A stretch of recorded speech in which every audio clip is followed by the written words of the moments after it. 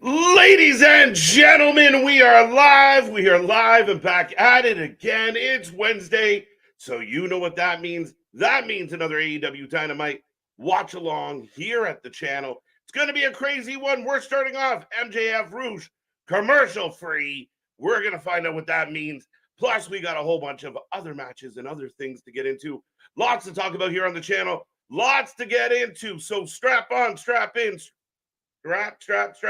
Grab your snacks, grab your feel good, and welcome to the Wrestling for Life Network. Let's go.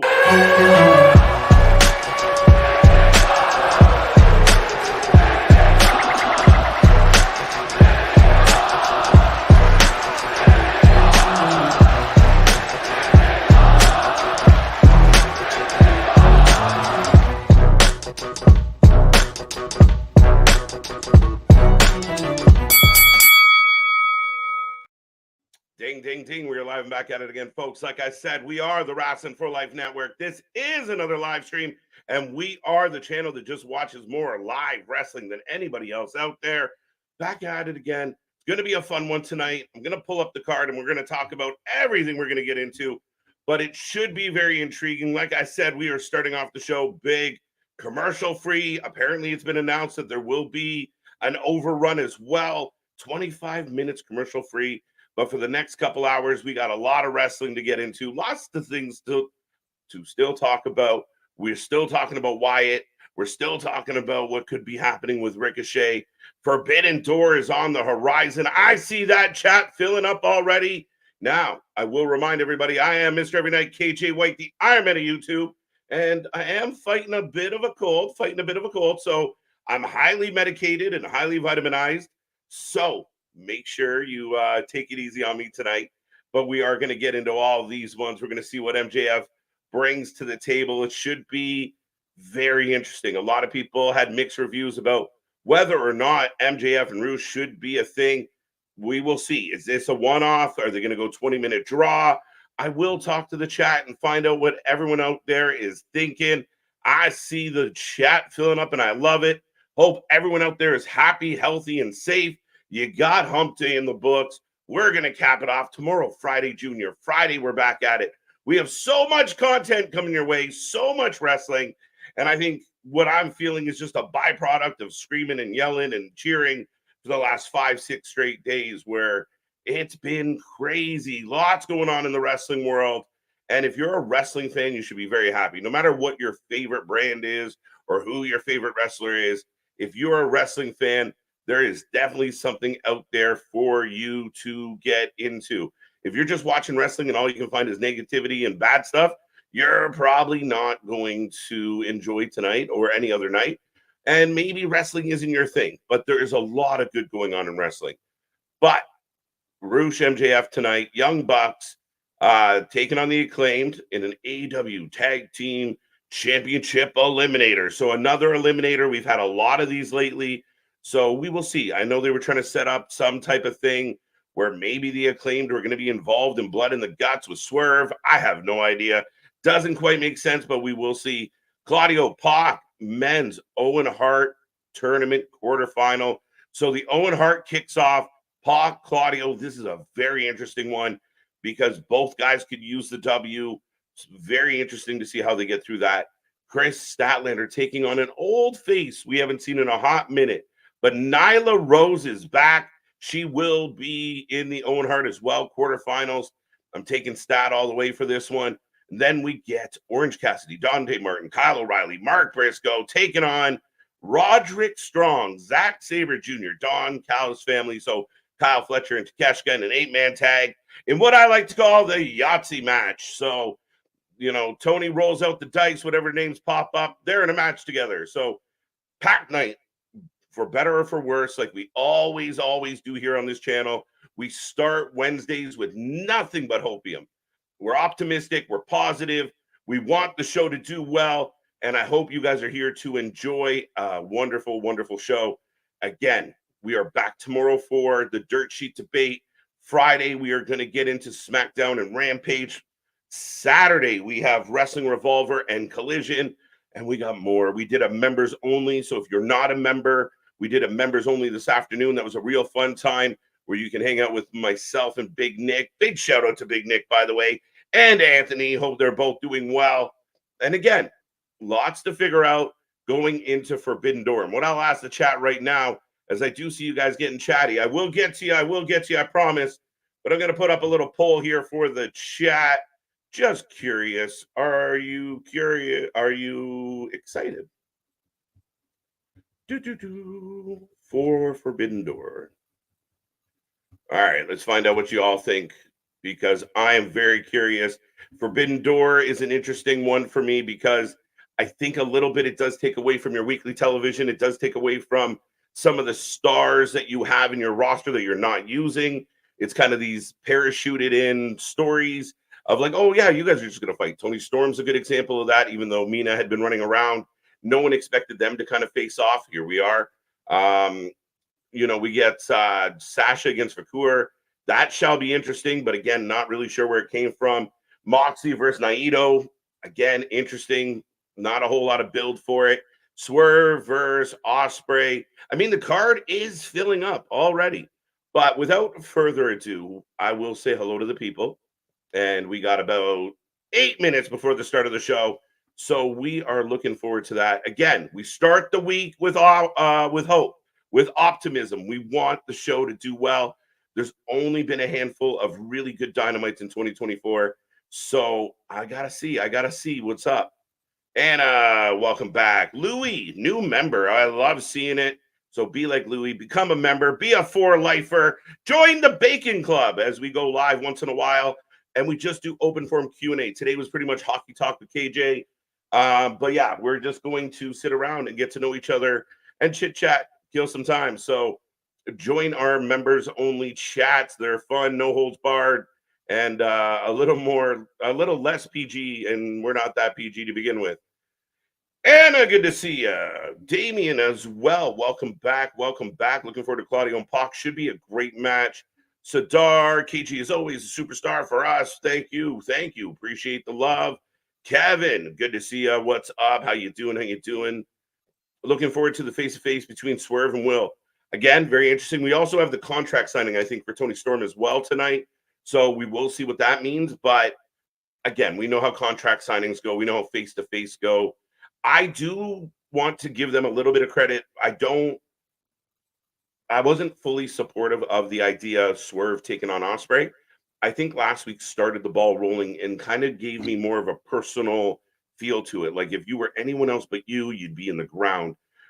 There's that level of respect. There's that level of camaraderie of, we know each other well enough. And because we have history, I'm not going to treat you like everybody else, but you're lucky and your time will come. So I'll give them credit for that.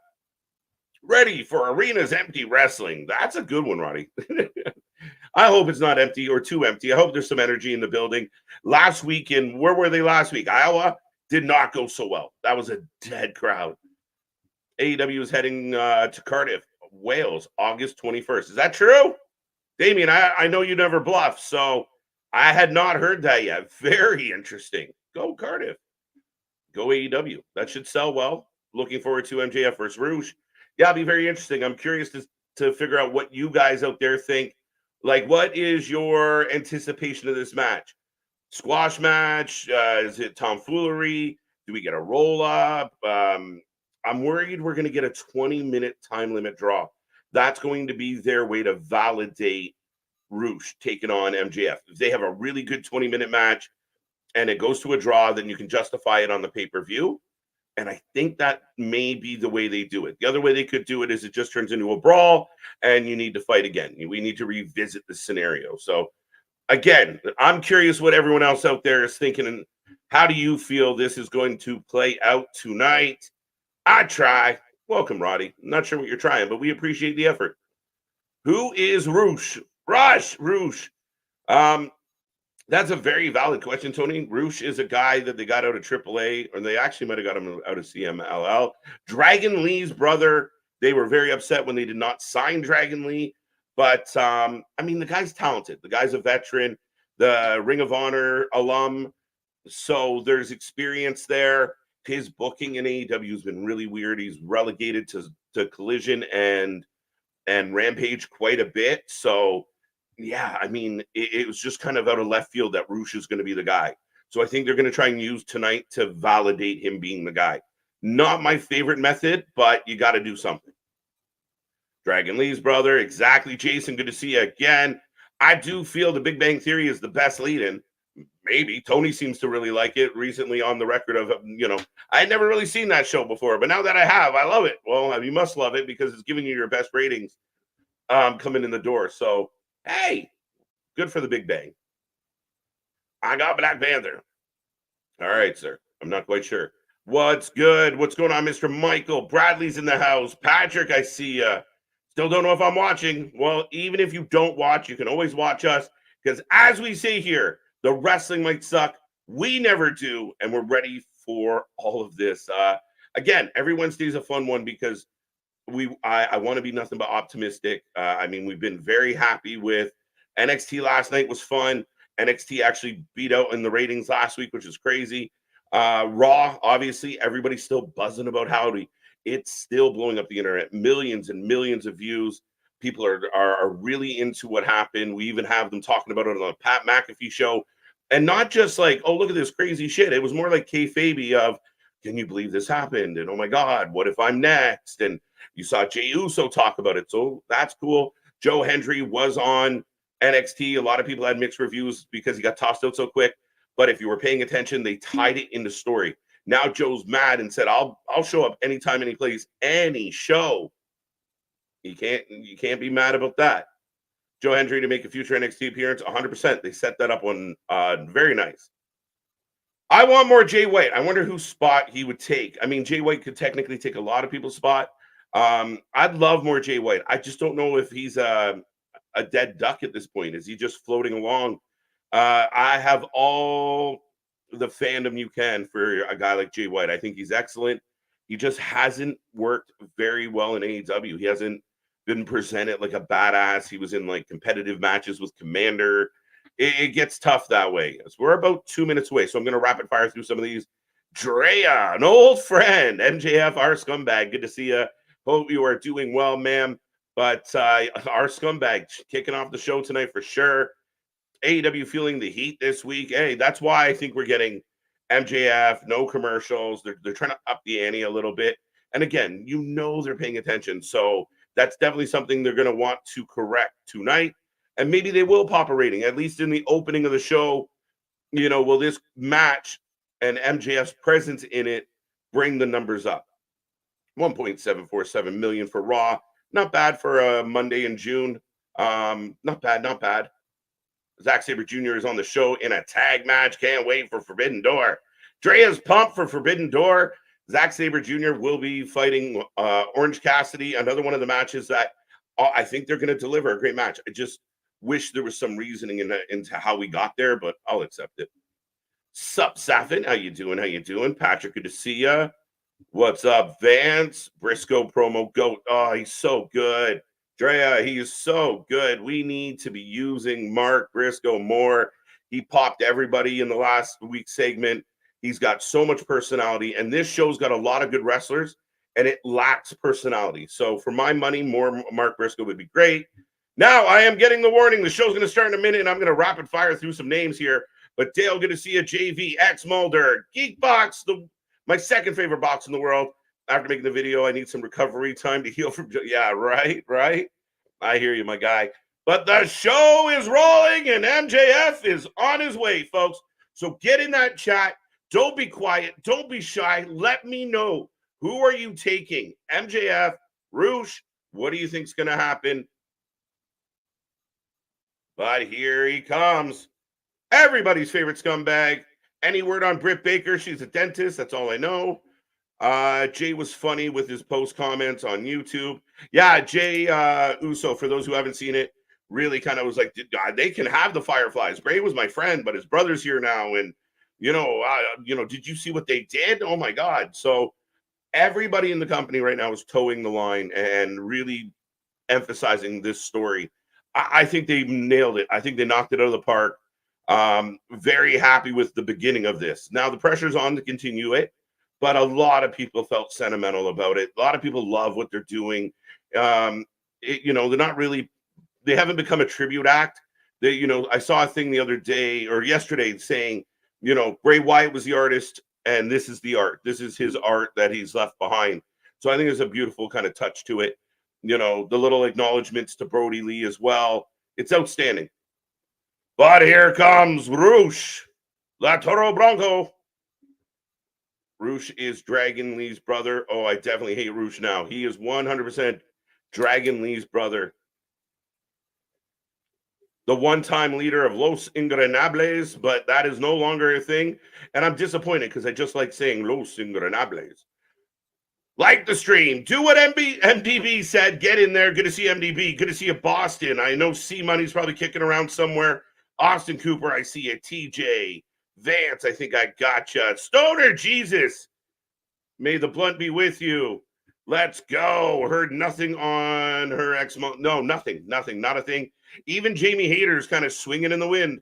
So we don't know. TJ, welcome back. Jordan Smith, welcome back. Bash 8, I love it. Keyshawn, who killed AEW? Well, I can tell you who is killing AEW in my humble opinion. And it's a short list, but it's a very obvious list. But I'll say it before and I'll say it again. Tony and those closest to Tony are killing AEW. If AEW wants to continue to improve and change how people feel about the show, they got to get away from certain people. And we all know who those certain people are.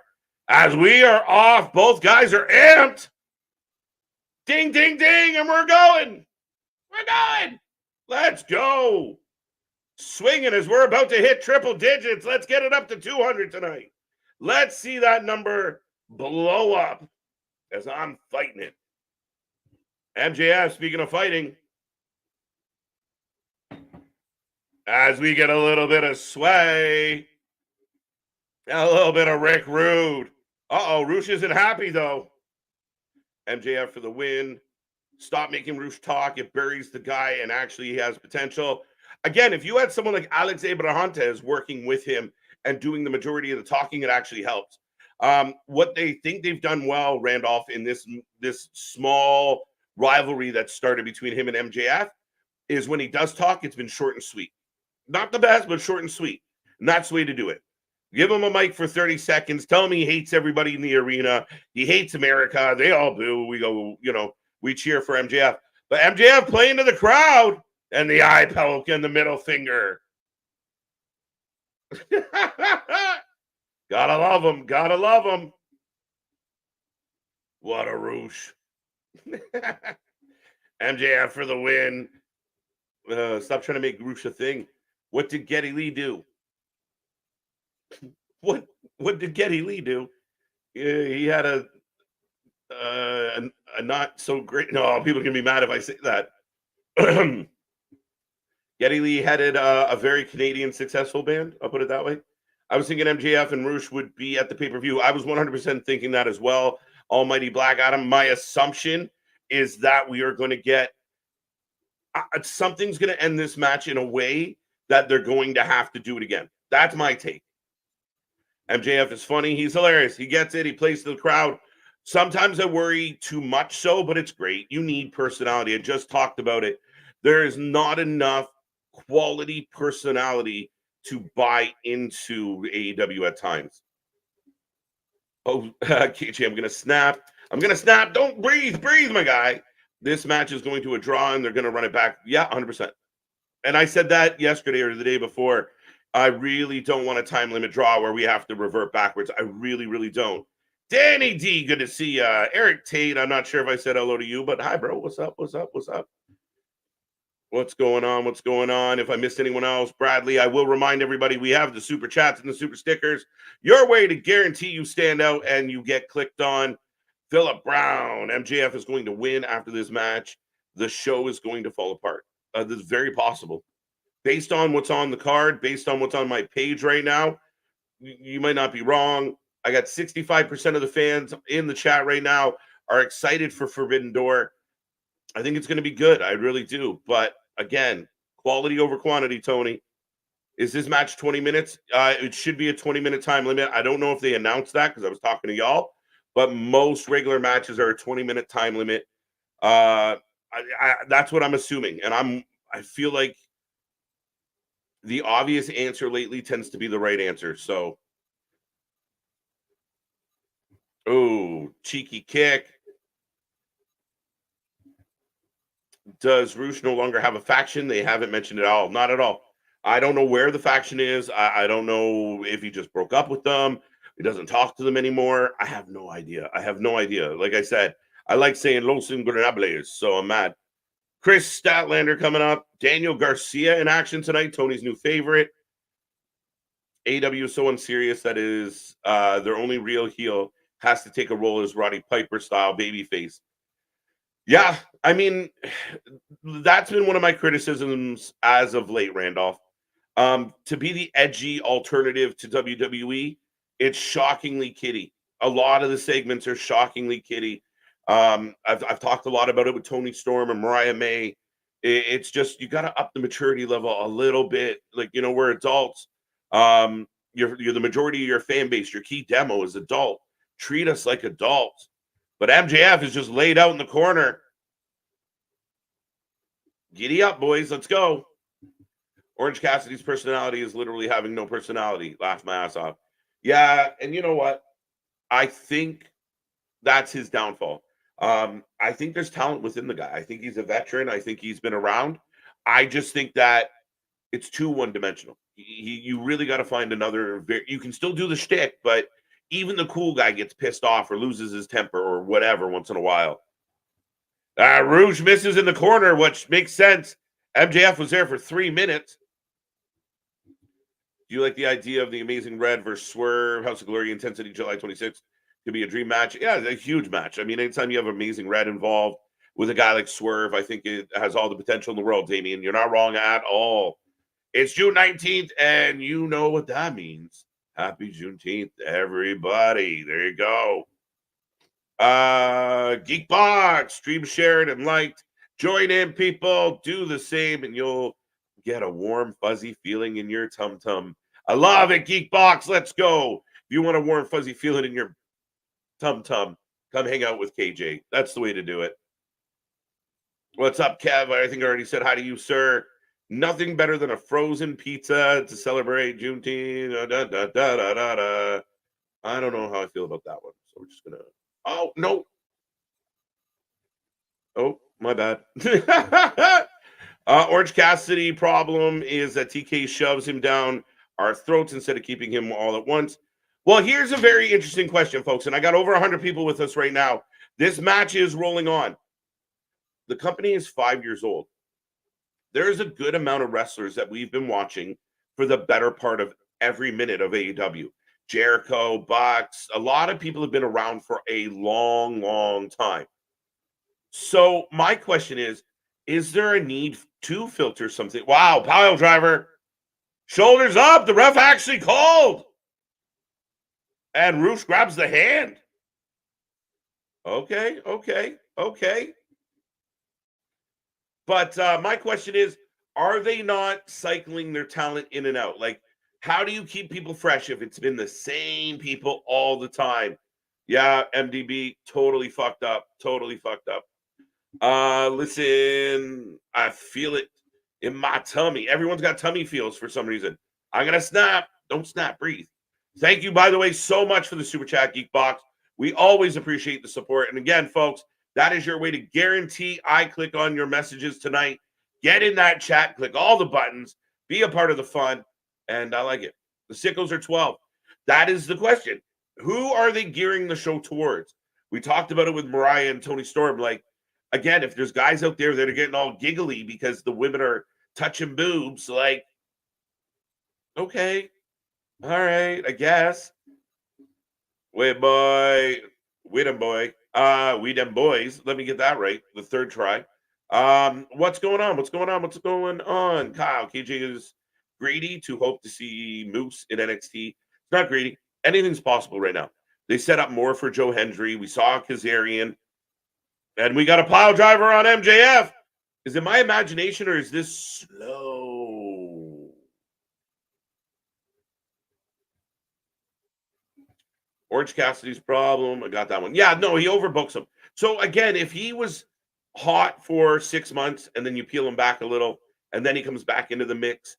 But there's a lot of constants, and there hasn't been a lot of, you got to find a way to keep it fresh, keep it revolving, push people up the roster, push people down the roster, give people time off. Hi, Chris Jericho.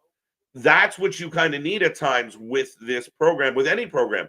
We said it for a long time with WWE of like the New Day and versus the Usos, and there's the Miz again.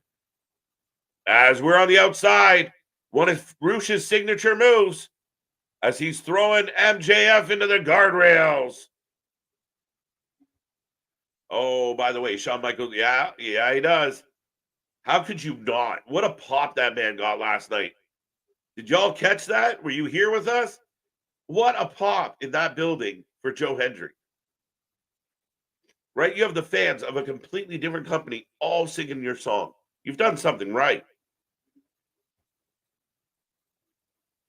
All right, so Ruth's talking shit to the camera, and they are on the outside of the ring. Listen, I feel it in my tummy. Got that one. Randolph, that one's for you. It's almost pushing someone like a normal person, booking people they like. Yeah, to an extent. I think as a coach, as a booker, as a writer, as a director, as anything of that kind of ilk, that you have to kind of pull your personal feelings out of it. And not everyone's going to like what you like. So I think they have an opportunity to kind of, again, I defend Orange Cassidy because he does put on good matches. But you've seen him 5 years, constant, that he doesn't really excite anybody anymore. MJF's first match in months. Why isn't the main event? Kicking off the show big, man. So that's a Tony Khan philosophy. It is what it is. We're starting off the show in a big way. Rouge slides a chair in the ring, goes for the electrical cord. The ref, I don't know what the ref is doing. And here comes the cord on the chest. Okay, KJ, my mini part over here as manager to hit 5K subs today. So thanks to you, yours, and the amazing shout outs you've given over time. No, we appreciate the love. We appreciate the relationship.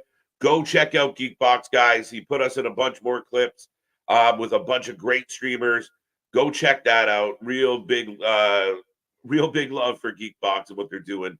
So I appreciate it. We are like, I don't know what the last count was. We're like 30 away or 35 away from 5K subscribers. Biggest sponsor, first and last. You're not wrong, Drea, at all with that one. My concern becomes when you start off with your best shit, you got to find a way to keep the show interesting. So if they do that, we're fine. What are your thoughts on Chris versus Nyla? Poor Nyla Rose. We only get Nyla Rose when she has to do a job for somebody. Stat should win this one. Should be an interesting match. I hope it's not too clunky. I'm a big fan of Statlander. She could be a favorite on the women's side this year. But MJF sliding Rouge up onto the apron. Fans on their feet chanting MJF.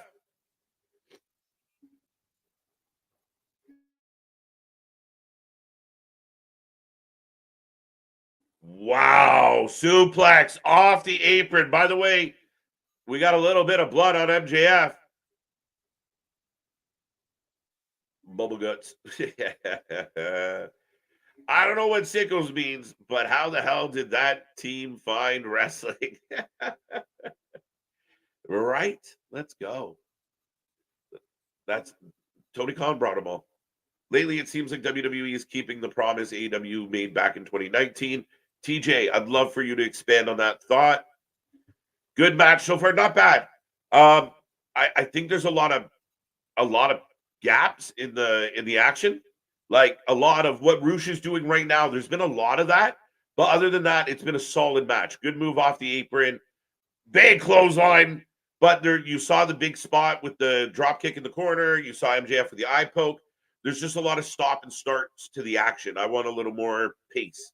Like I want it to gain pace. If it gains pace, we're good.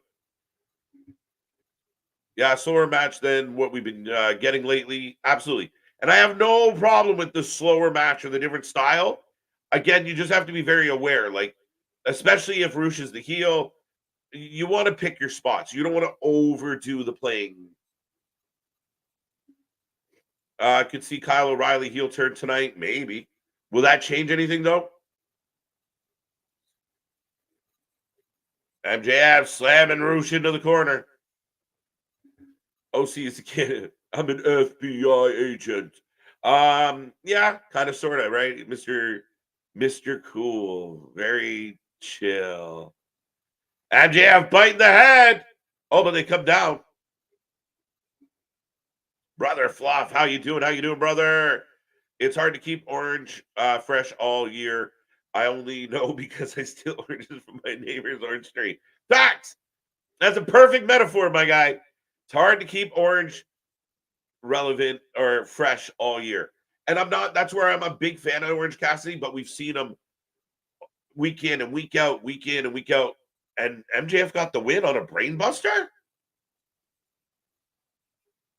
All right, ladies and gentlemen, MJF got the win. You hear that shit? Yeah, it's happening. Joe Hendry's pop was so big, they had to edit it out with the initial camera shake. I love it. Plus, you got the whole bullshit chant when he got thrown out, which I love too. Do you think we ever see Elias? I don't know. Elias did some indie dates. I don't know what he's up to. I know that he does a lot of like TikTok lives about like the Lord. Oh, wait a minute. No way. So MJF is now being talked to by the Cage of Agony.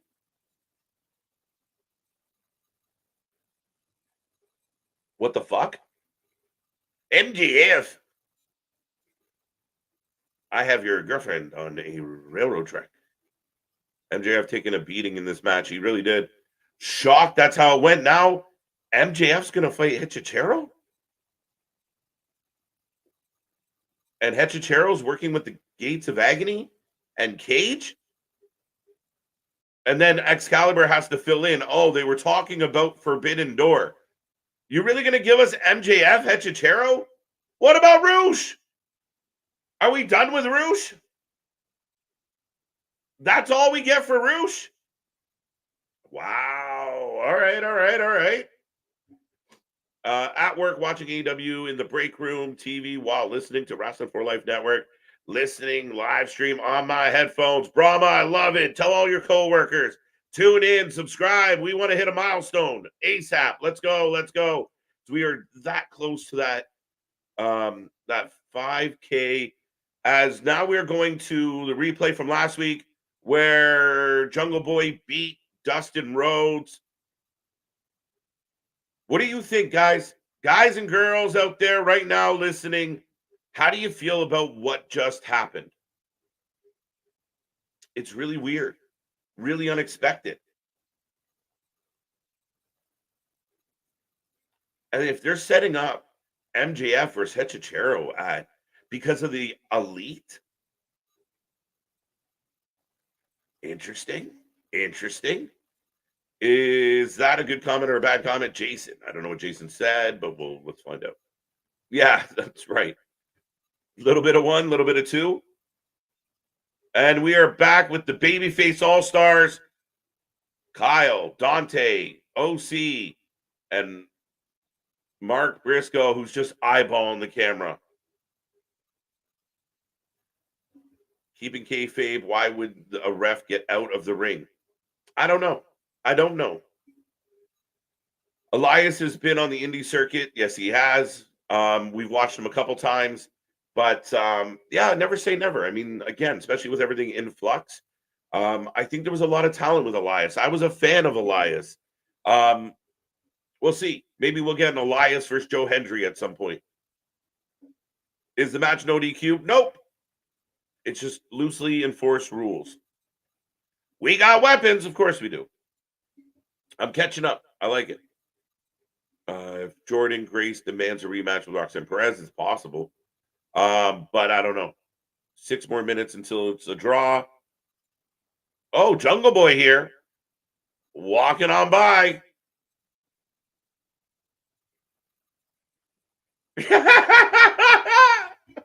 Get your ass out of here, Jack Perry.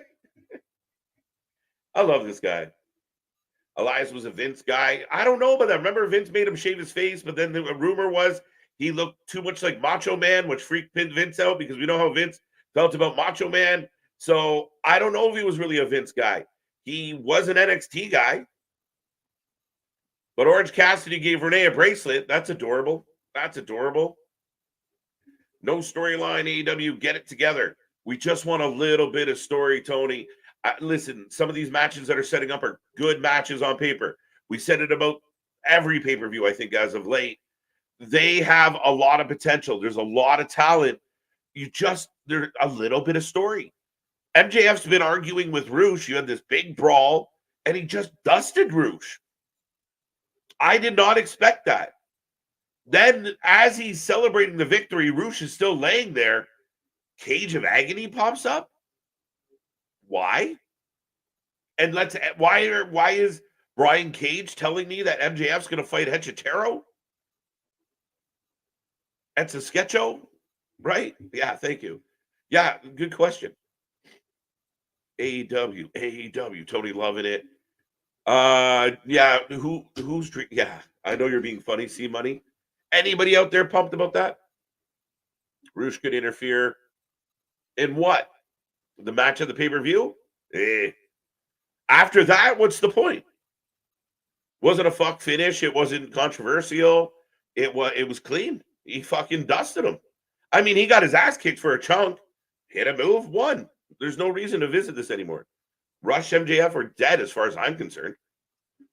What's good, AEW tonight? TJ, that's right. We are rolling. Roddy, good to see you. Chris, I believe. Everybody believing in Joe Hendry. This man is having one hell of a 2024. His name is Hoochie Horchata.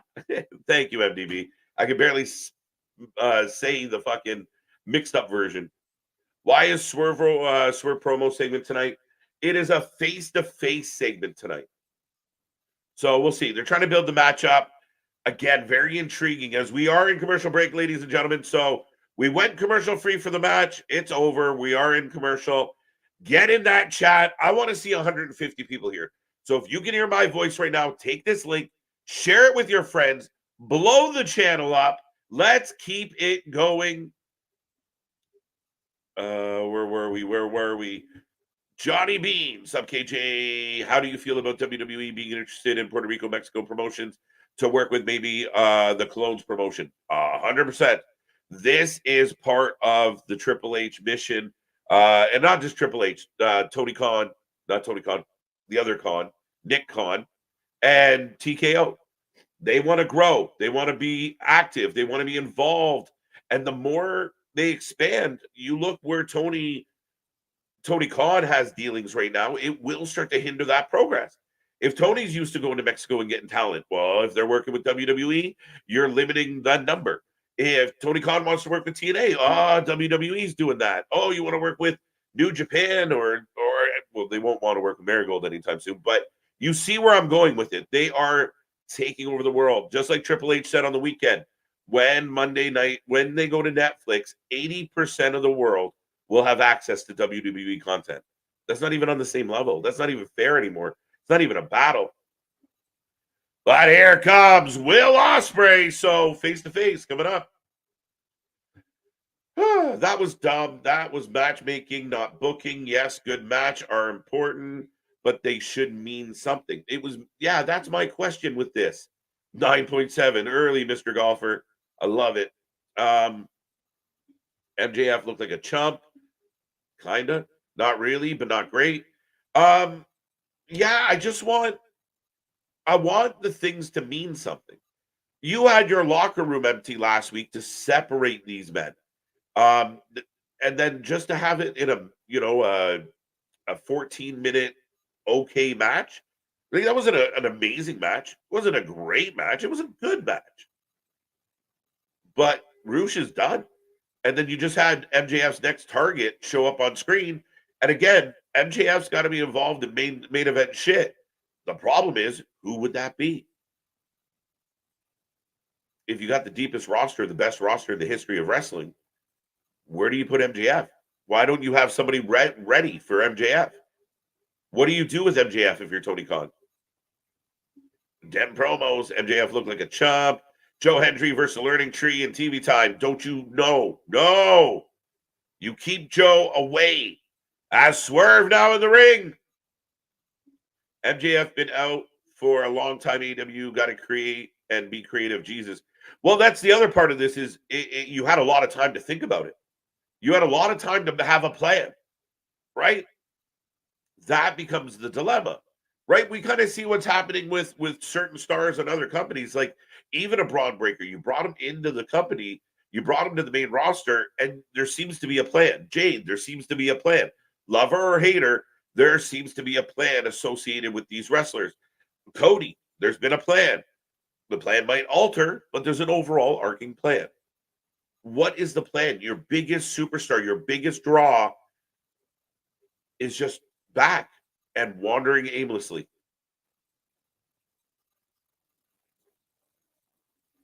So we got both champs about to cut a promo. Rush kicked MJF's ass after 3 moves. MJF won. That sums it up.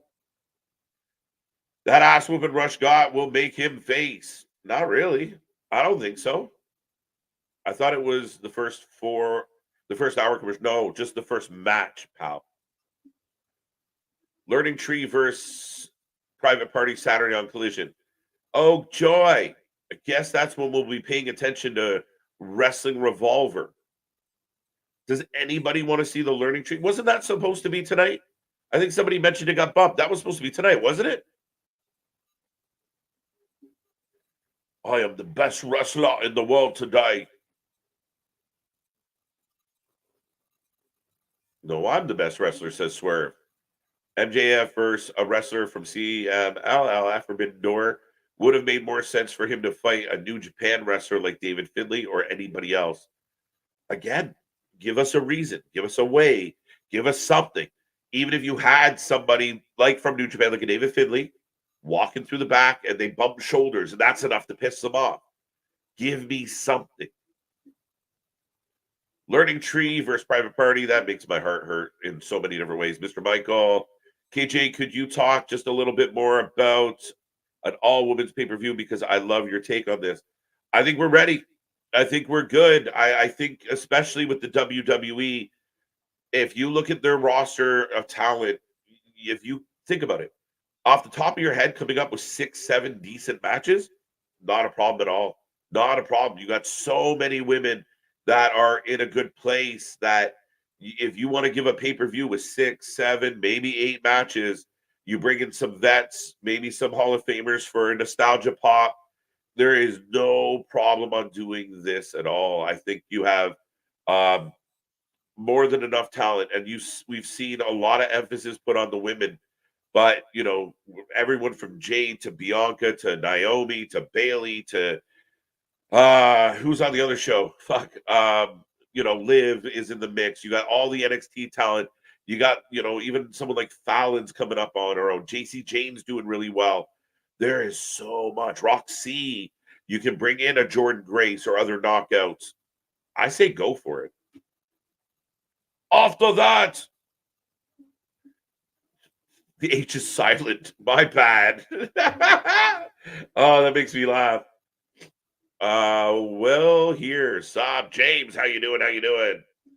Damn the pop for Will. Will is your biggest star. Like I think Will Ospreay's eclipsed MJF as far as the biggest pop, the most energy, the most over, the most compelling. I think Will Ospreay, and I kind of wish Nick was here to debate it with me, but we'll bring it up tomorrow at for the Dirt Sheet debates. But I really think Ospreay's the guy. He's the face of the company. What's up? What's up, Clay? Let's go. Whose house? Bruv's house.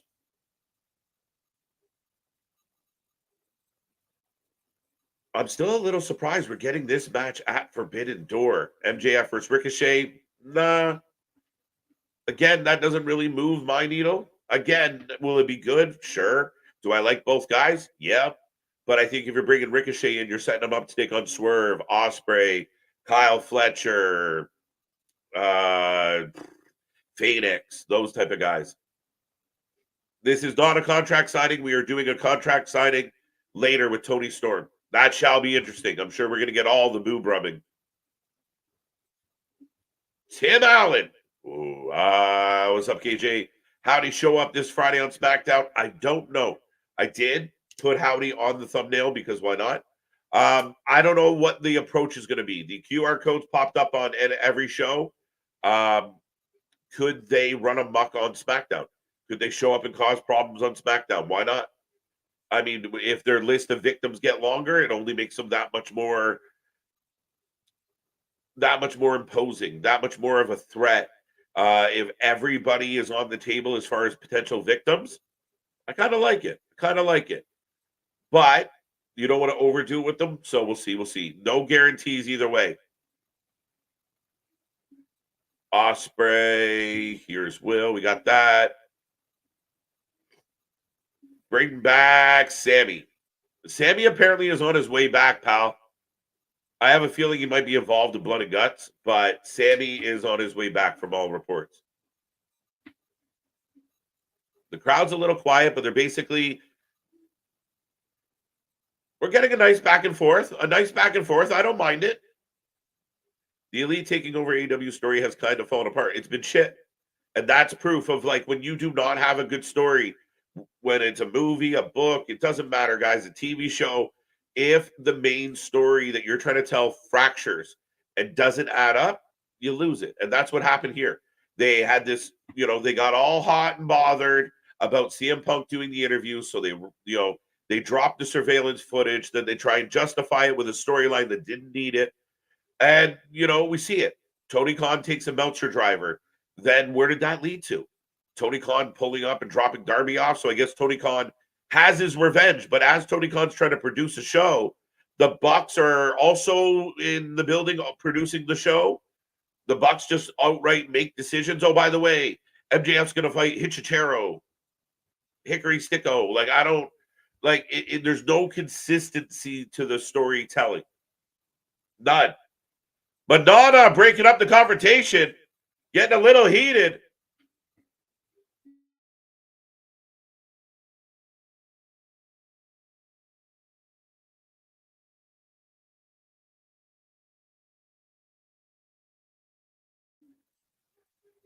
Nana killing it right now.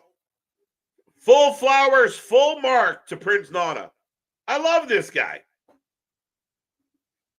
So they were getting a little heated, and Nana steps in and says, hold on, save it for Forbidden Door. That's how you hype up a pay-per-view match. Ooh. Swerve saying stop the music. Might have to make this personal.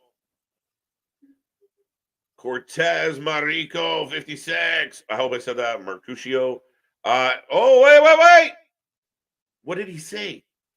Someone tell me what Swerve just said to Ospreay to piss him off. Not bad.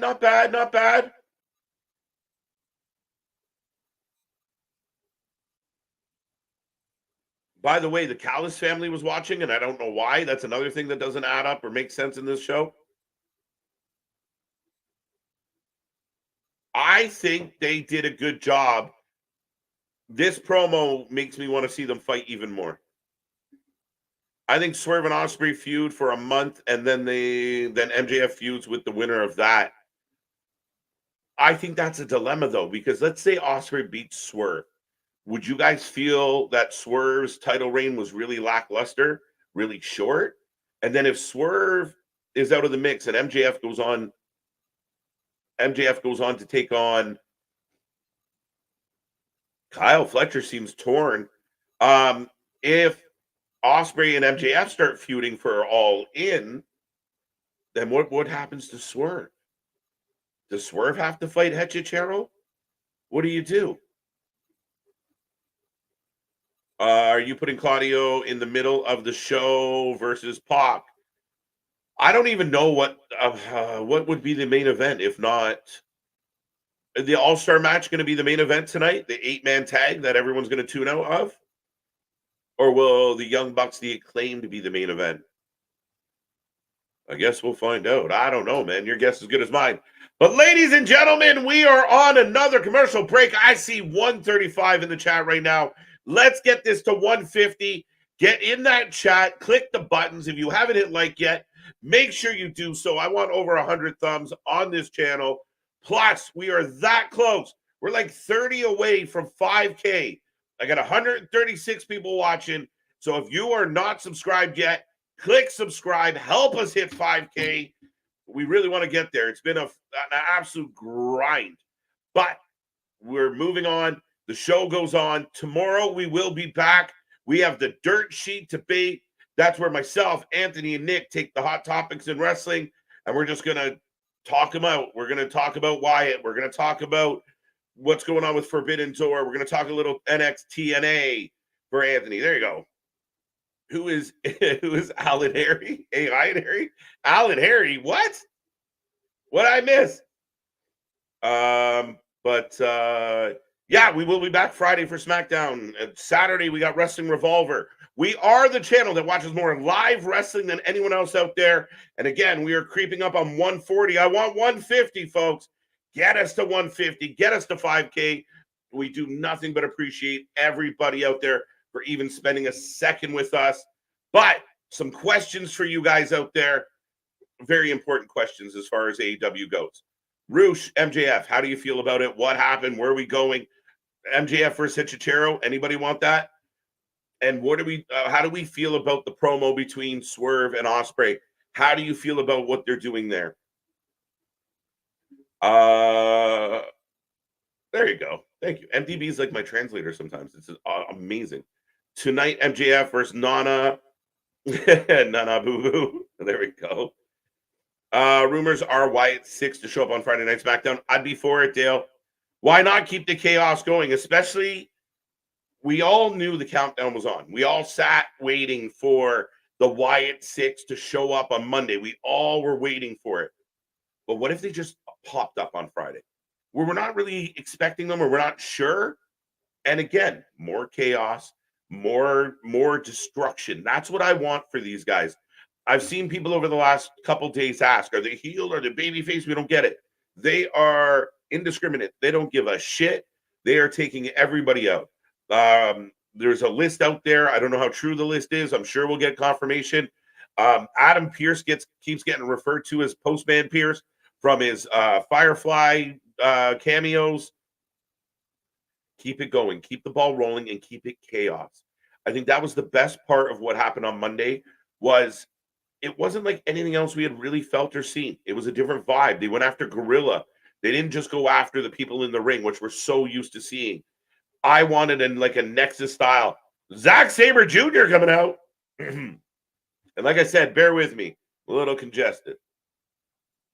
But Zack Sabre coming out with Takeshita, with Kyle Fletcher, with Roddy, with the Kingdom.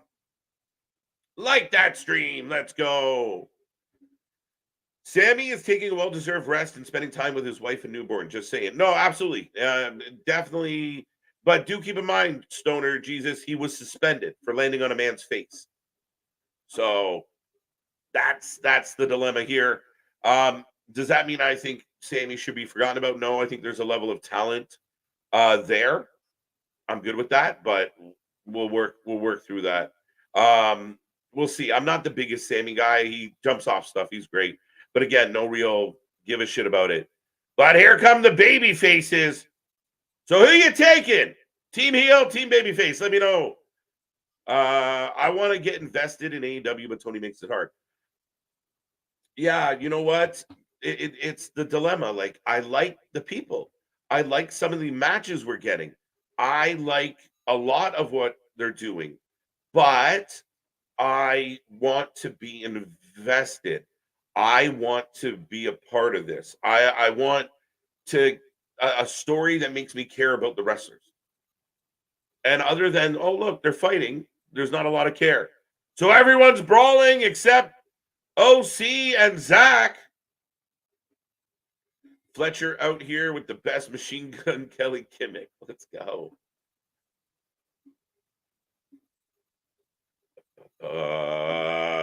best AEW promo of 2024. I'll accept that. You might be right, sir. I'm trying to think of another one that I thought it was really good. And then the ending part there with Nana selling us on the match, great job. And then for Swerve to go, whoa, whoa, whoa, cut the music. I'm going to make this personal. I thought it was a great touch. I really did. Swerve said his kids' names. Okay, there you go. Alan. There you go. There you go. Thank you, guys. Alan Harry. Is that the children that we're speaking of? Prince Al and Harry? Does anyone else see a Ricochet sighting at Forbidden Door? I can't just see it now. I don't think so.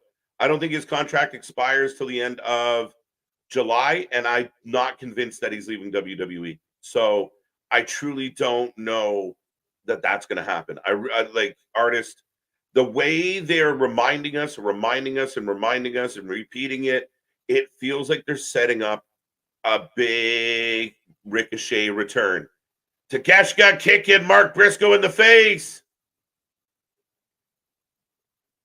Yeah, I'm with you, Anthony. I wasn't sure. Will's kid and wife. All right, there you go. There you go. There you go. Thank you. I missed it. I was yapping, but that's nothing new. All right, we got a drop kick. Takeshita goes over the ropes, even though it wasn't even close. Zack Sabre getting in the ring. Back body drop over the rope. And we're throwing bows. Thank you so much, by the way, for the super chat. Remember, folks, that is your way to guarantee I click on your message. And trust me, I'm doing my best. What's up, Byron? How you doing? How you doing? Hangman Adam Page returning soon. I could see him returning for Blood and Guts. I thought he might be at Anarchy in the Arena. I really don't know what's going on with him. The last I heard, it was personal reasons. I don't know what that means. I don't know if there's. It seems like Adam Page needs like 3 months off every time he loses a match. He needs to go home for 3 months. That's what it seems like. Dante up and down over everybody off the top rope. Don't go anywhere. This match continues. Now, see, here's my thing as we go to picture in picture. I feel like I've seen this match over and over again. There'll be a series of moves, a series of high spots. Everybody will take a turn doing the finisher, and then somebody will roll somebody up. My top 5 dream matches for Will Ospreay. Nick Saban Jr. I see where you're going with that. Josh Alexander, interesting. AJ Styles would be awesome. Seth Rollins and Cody Rhodes. Fair enough. I'm all for them. I think Seth Rollins stands out for me in that list. AJ Styles would be fun. Almost like a passing of the torch kind of feel. Seth Rollins, I mean, no offense to Cody or anyone else, but Seth, I think they'd bang. All-Star 8-Man Tag is the main event. No, it's not. It's on now. It's on now. There you go. That helps. That helps. There you go. Now we understand. All right, let me catch up to this chat, folks. We are in picture right now. We finally got some control, and we got Kyle O'Reilly rolling around with Zack Sabre Jr. 8-man matches. Now, I have no idea what we're doing with this.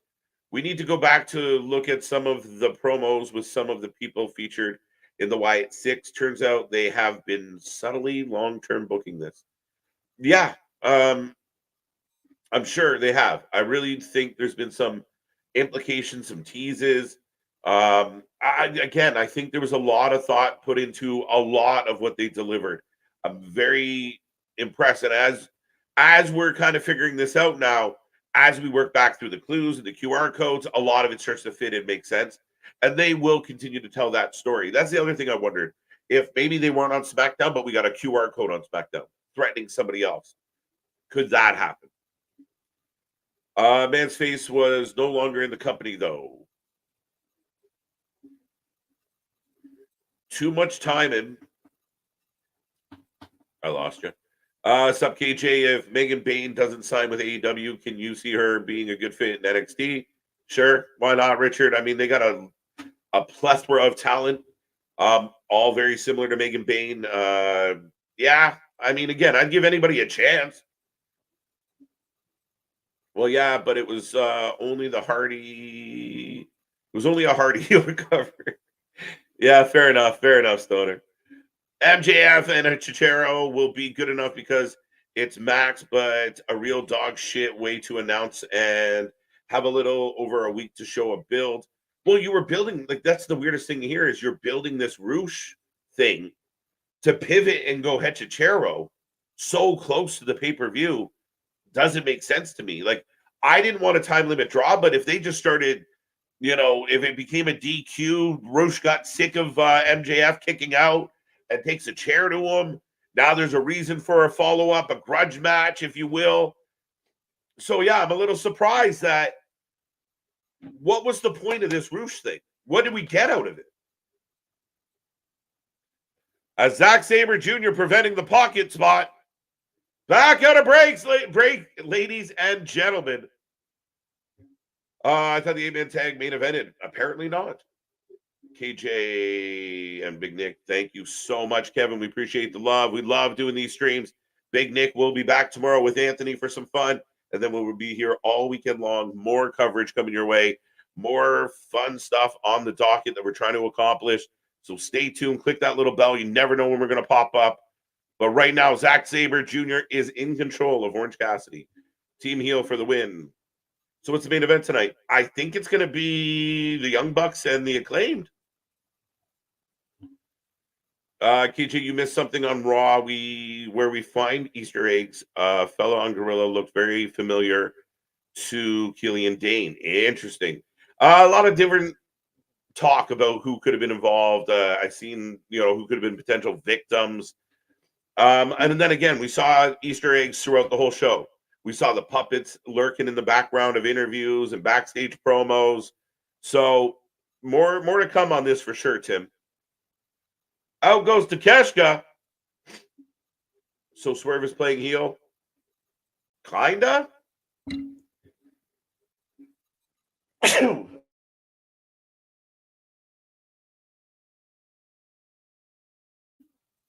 I'm still here. Team heel for the win. Ricochet still has a month on his deck. What? Deal makes the most sense. Yes. And again, the way they're building it right now, it doesn't feel like a guy that is not coming back. It really doesn't.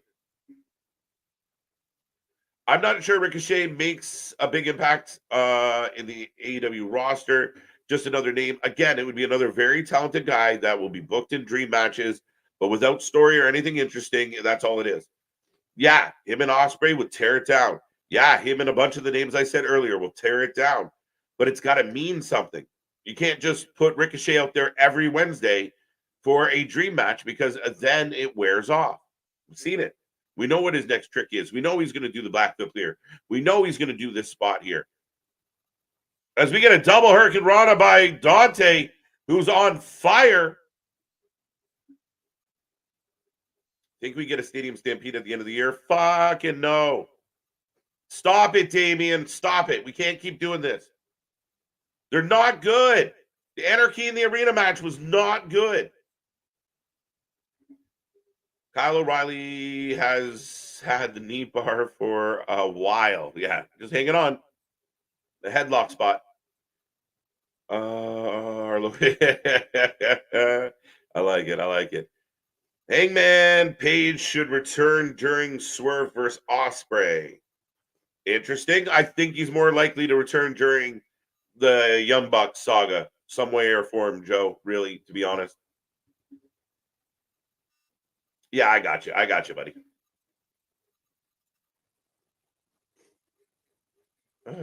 Bless you. Thank you, Marshall. Thank you. Told you I'm struggling a little bit. Nobody likes to catch a cold like in the hot weather. What the fuck? To me, the last good pay-per-view, AEW pay-per-view was in 2021 All Out. Mr. Michael, I think they've had a couple good ones since then. I was pretty happy with Revolution this year. Dynasty sucked balls. What was the last one that I didn't like? The one in St. Louis. I didn't think that one did well either. Not bad. So yeah, I think there's definitely, again, Tony just continually says we're on this great run, we're on this hot run. I want to see more. As we are back in picture, the 8-man tag match continues. But was the TNT ladder match always a 6-man? I could have sworn it was 4. I believe it was always 6. M. Jackson.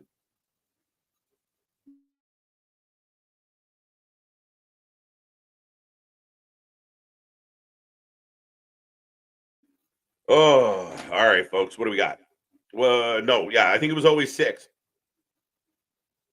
Can't wait for the Bike Riders movie. I've been needing to scratch that. So I like it. I like it. I can't wait. It looks a really solid flick. And again, just to watch something that is not a complete direct remake of something else is kind of a nice feeling. Tanisha, how you doing? Welcome back. Tony, good to see you. Adam, not 22. I've been watching a lot of old All Japan Pro Wrestling, and God, I wish modern wrestlers work like the All Japan style instead of taking all the bad parts of New Japan with classic matches, simple, brutal, and inspiring. That's it. The biggest thing I believe that's missing when you translate that style to this style, and I mean, being that Tony's such a mark for Japan style wrestling, is everything was sold in such a degree for the most part. You know, we had our big spots and shit, but yeah, like I mean, everything felt like something. Take a lesson. If you're out there doing your best shit and the other guy doesn't sell it, then it means nothing.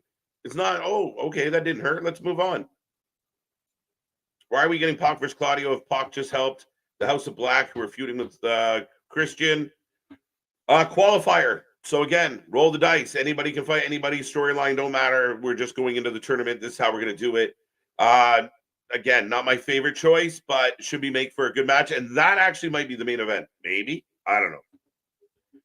I was at All Out, and I was incredible, and it was incredible. CM Punk's return after 7 years against Darby. That's a good one to be at, sir.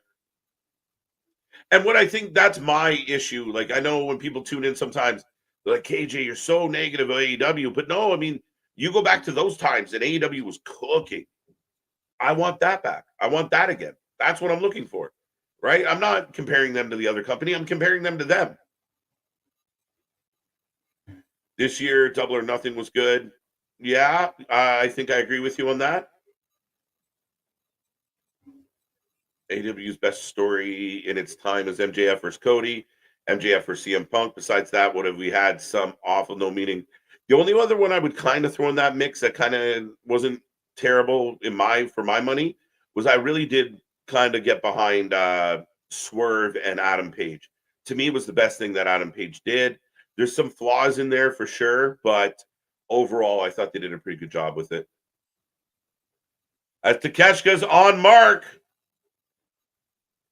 To me, the last AEW pay-per-view, I got that one. I want All Out, and I got that one as well. Thoughts on Triller TV finally getting all of the past AEW pay-per-views? Very interesting, Bradley. I'm very curious. I mean, if they were currently working, like there's been lots of rumors and lots of talk about HBO Max and that kind of thing. To me, having Triller take a bunch of it, I don't know if that necessarily negates the potential, but it doesn't really make sense that you would do it with Triller and then only to sell it off elsewhere and then transfer it. I don't think so. So that's very curious to me. And it was good. I mean, if you really want to go back through the nostalgia of AEW, not a terrible take. I mean, you want it somewhere. You want it platformed somewhere. I thought Tony Khan, with all his money and all his people, they could have had something better for it, or like an app, or they tried it with Ring of Honor. They fucked that up. So we'll see. As right now, Zack Sabre Jr. standing on Orange Cassidy's hands. And if you guys haven't noticed, I'm not calling a lot of the action here for this one. It's not great. It's Mark Briscoe. Oh, high collar throw. Fletcher in, brainbuster. Here we go. Everybody hits a finisher. Big knee from O'Reilly. Into the guillotine. Roddy into the backbreaker. Told you guys, predictable. Dante hits a move. Takeshka in. High knee from Takeshka. OC to the top. They did the 8-man tag on Collision last Saturday, and TK booked another tonight. Plus, they did one last Wednesday. Did they not, Vance? Like, I feel like we've got this. And like I said, you know the formula. There's Dante off the top. Tope onto the Kingdom. Kevin Kelly is suing AEW. I need to get more information on this, Alexis, and we will talk about this tomorrow night on the Dirt Sheet debate.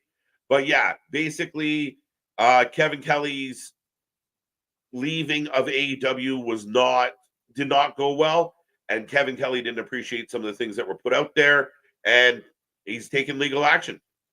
Very interesting. Oh, OC going for Stun Dog Millionaire. Reversed. Roll up. Oh, no. Wow. Nice recovery on the botch. Kyle O'Reilly saving the day. I like how they are pushing Daniel Garcia. He gets a huge pop when his little dance gimmick works. Yeah, I'm just wondering how long it will work. What's the point of this spot fest? I don't know. Driving OC down, Roddy. Who should win?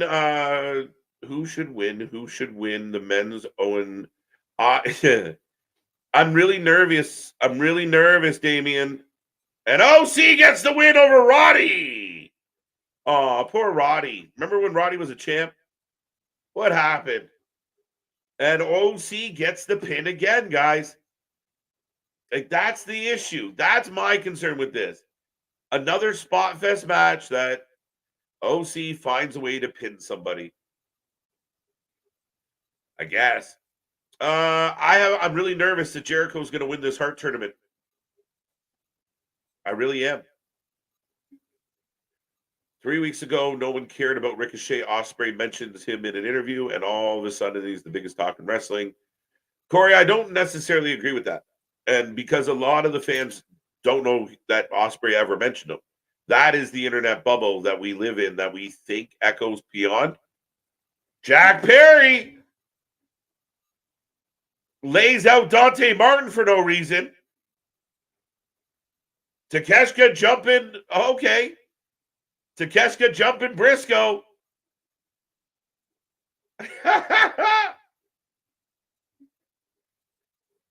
And OC and Zack Sabre Jr. still in the ring.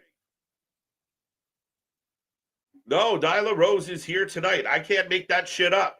I'm fucking shocked.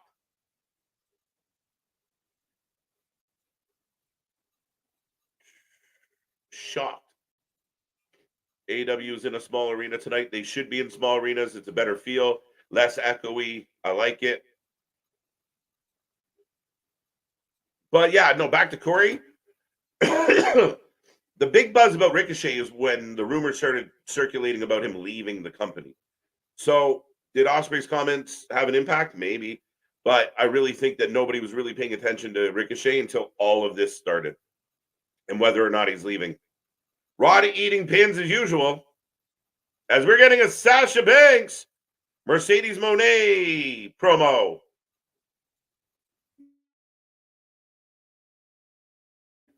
Not promo, package.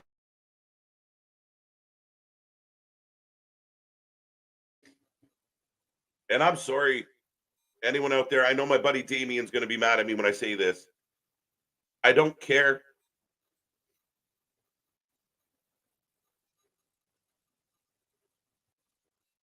The La Jefa. Okay, good luck. Tony sees Orange as the AEW version of Roman Reigns. Then he should be world champion. If you're going to use him like where he's unbeatable, yeah.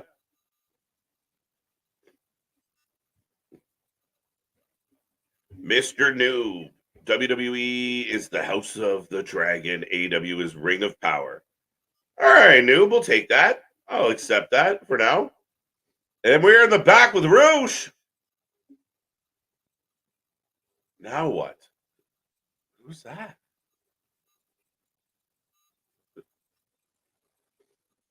Fucking Don Callis. The fucking Noah's Ark of fucking heels in AEW. All right, so Don Callis Interesting. Lady B, it's confused. What Lady B say? Hachi Machi, I am lost. MJF is now fighting Hector Camacho. These stories make no sense. A little strange, a little confused. I don't disagree with you at all, Lady B. It's kind of my question of you built up this return and MJF was going to take on Roosh. And then he just beat him. And Roosh now is being talked to by Don Callis. And apparently MJF's going to fight Hichichero. But here come the Young Bucks for the Eliminator, folks. Who are you taking, the Acclaimed or the Bucks? I will say the show's better with less Bucks on it.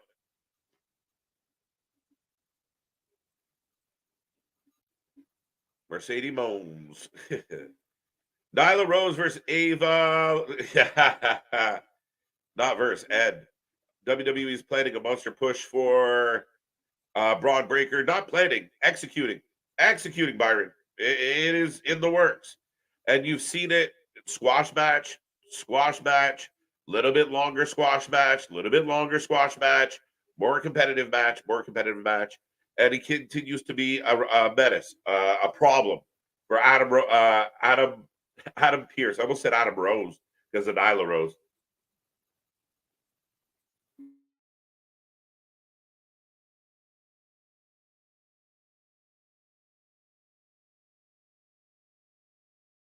Here come the Acclaimed.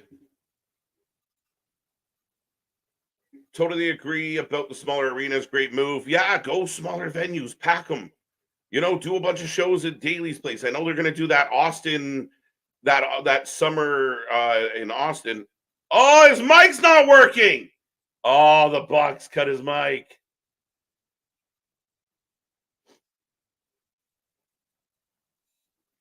Okada. Where's Tony? Like, where is everyone else that's running the show? Make it make sense, Tony. I like Okada, though. He's a bit of a funny dick. The old Bucks for the win. Braun Breaker is today's Bill Goldberg to a degree. If Goldberg had true wrestling sense, that would be a little more accurate. I see it going around. Bill Goldberg wants one more match. We know he's been crying about one more match forever. The only problem is nobody other than Gilbert. That's twice. Bill Goldberg. Nobody else wants to see that match. Nobody wants a Goldberg match. Maybe I'm wrong. I don't care. Why? Adam Rose. Yeah, go figure that one out.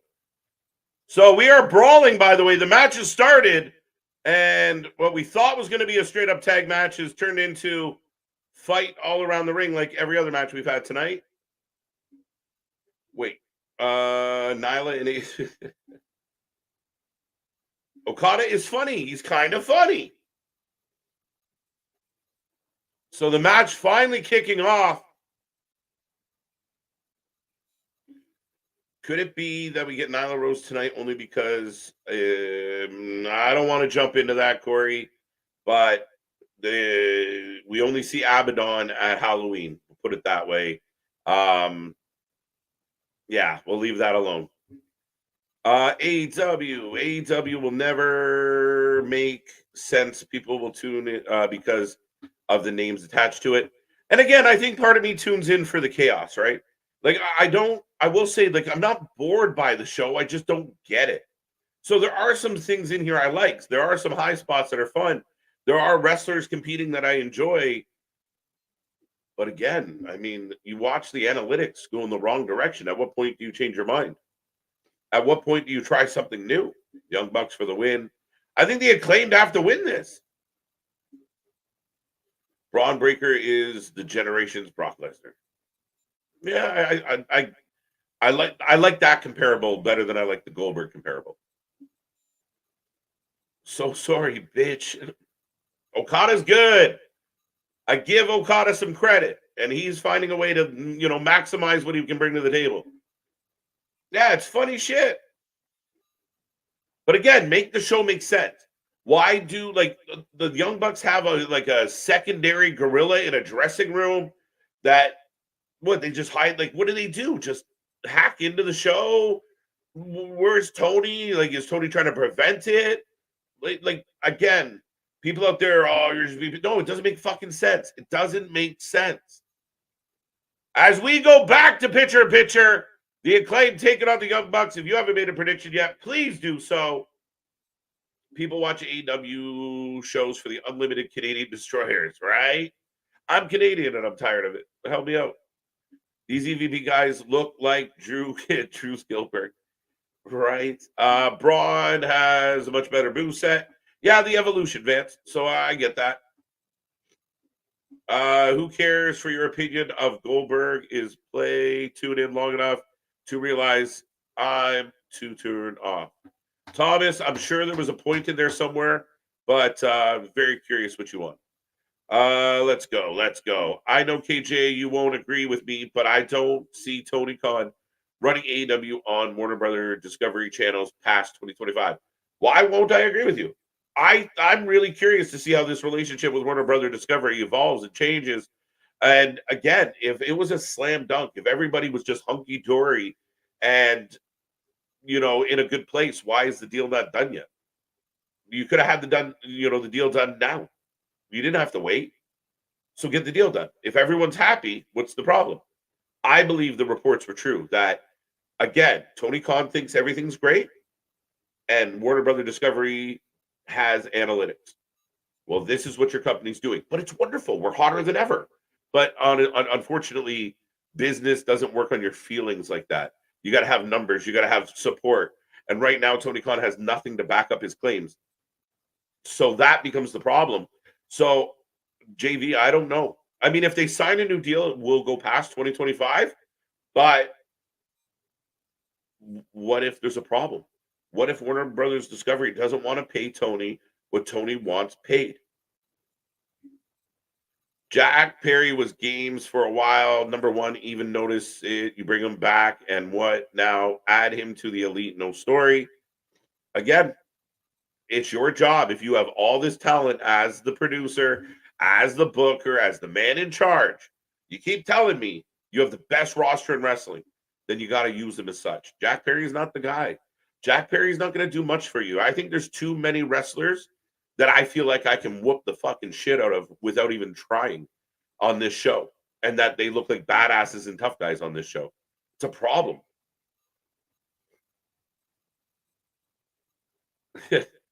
Well, Benny, you can always watch us. Like I said, the wrestling might suck. We never do. Young Bucks for the win, but not sure. Not here for the Bucks. Either is the crowd. Listen right now, guys. Oh, Bowens makes some clap as I say that. Can Jericho and the Bucks simply retire? Again, I believe the biggest problem with AEW is Chris Jericho, the Young Bucks, the people that are too close to Tony Khan, Orange Cassidy being overbooked. If you were to move those people off TV and fill that time with other talent, Ricky Starks, Hobbs, we've gone through the list so many times. There is real talent on your roster that you should be using instead of Chris Jericho, instead of the Bucks. Nobody gives a fuck. And the story that you're trying to tell, it doesn't make sense. It's like if you were kids writing a wrestling show and you ignore all the details, all the realistic details of how did we get here? How is Okada running the show from not Gorilla? Help me understand.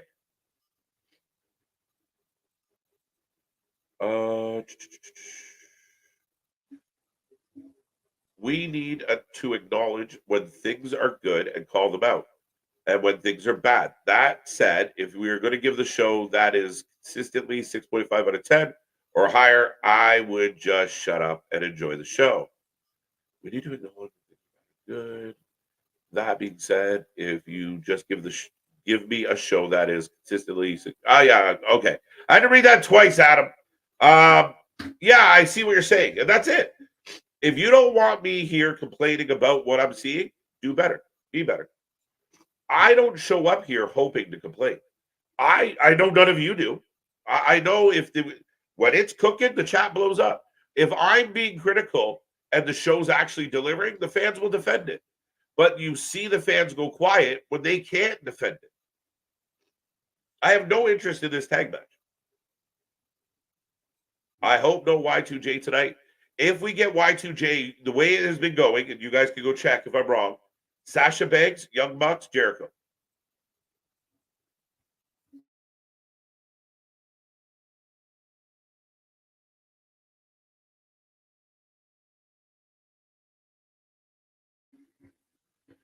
Young Bucks stopping to pump up their shoes. Is it the shoes? We'll find out. Bowen selling that injury, so it's hard to see Acclaimed win. True. But then if they just lose the Eliminator, they fuck off and go away. It don't matter. And if they're supposed to somehow be tied into Blood and Guts, yet the Young Bucks came out last week during a Swerve segment to talk about Blood and Guts. Swerve was here tonight confronting Ospreay. No mention of the Bucks or Blood and Guts. The Bucks haven't mentioned Swerve. Tell me when I'm wrong. Tell me when I'm being fucking negative for the sake of it. I don't get any of this shit. Hopefully no Jericho tonight. Where's Miro? Miro's never coming back, guys. Miro's never coming back. If Miro comes back, CJ Perry, I'd be shocked if she comes back. Her whole gimmick sucked. I don't think we'll ever see Miro in AEW ever again. I think he's going to hang out in Bulgaria until they release him or his contract expires. We broke it up and the crowd's still desperately quiet. Jay White, Brian Cage, Lucha Bros, Cesaro, Bryan Danielson. Like, how come we only see these guys on pay-per-views and not so much in the regular shows? The deal they worked out is very lucrative for them. And that's one of the biggest perks of going to AEW is you work, 8 shows a year and you get paid more money than you'd ever get paid from the other company. I'm not criticizing. I can't hate it. I mean, what a fucking deal. All right. Look at Adam Page. Every time Adam Page loses a match, he's gone for 3 months, 4 months, 5 months. Then he comes back, does an angle, leaves again for 4 or 5 months. It's genius. They are milking this man for every penny they can get out of him. 2 count, 2 count.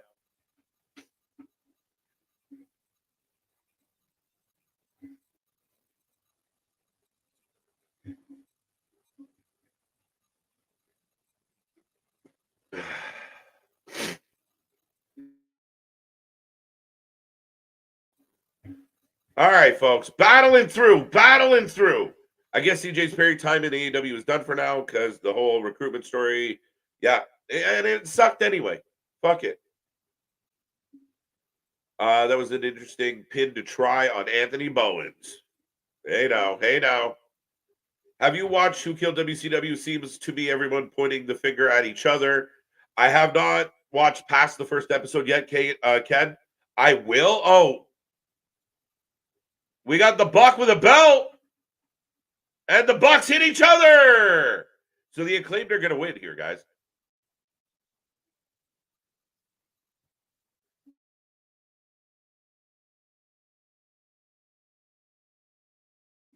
Mic drop!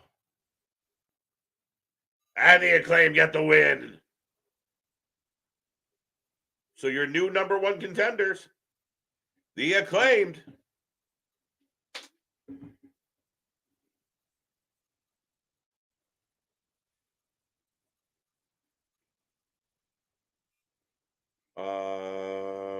AEW tonight, and I'm a huge wrestling fan of all promotions. This show tonight is stale. You look at what happened on Monday Night Raw, and I always try and compare the company to themselves. But you look at what we got on Monday night, and it wasn't just the Wyatt thing. It was Seth return. It was what's going to happen with Drew. Drew quits. What's happening with Chad and Otis? Like, everything has been building. Everything has been clicking. Everything has a rhyme or a reason or a purpose. They have us looking in the background during interviews just in case something's happening back there. Even on NXT last night, we're about to have a match and there's Jensen being arrested in the background. Like, it's all the details. But even if the talent isn't the same, like if you have a weaker talent but a really good story that's helping carry the talent, it works. And even with that right there, it's just there's no story. I don't give a fuck. What they just did with MJF and Roosh didn't help my opinion. But we got Joe and Hook. And Eddie Kingston looks to be in the background. Pumping those shoes, do nothing. Yeah, been there. Miro, Darby, like we aren't they in the shows? Why aren't they in the shows? Darby's hurt. Miro, they never utilize Miro, but Miro's another one of the big guys. They don't know how to use big guys. So they break in.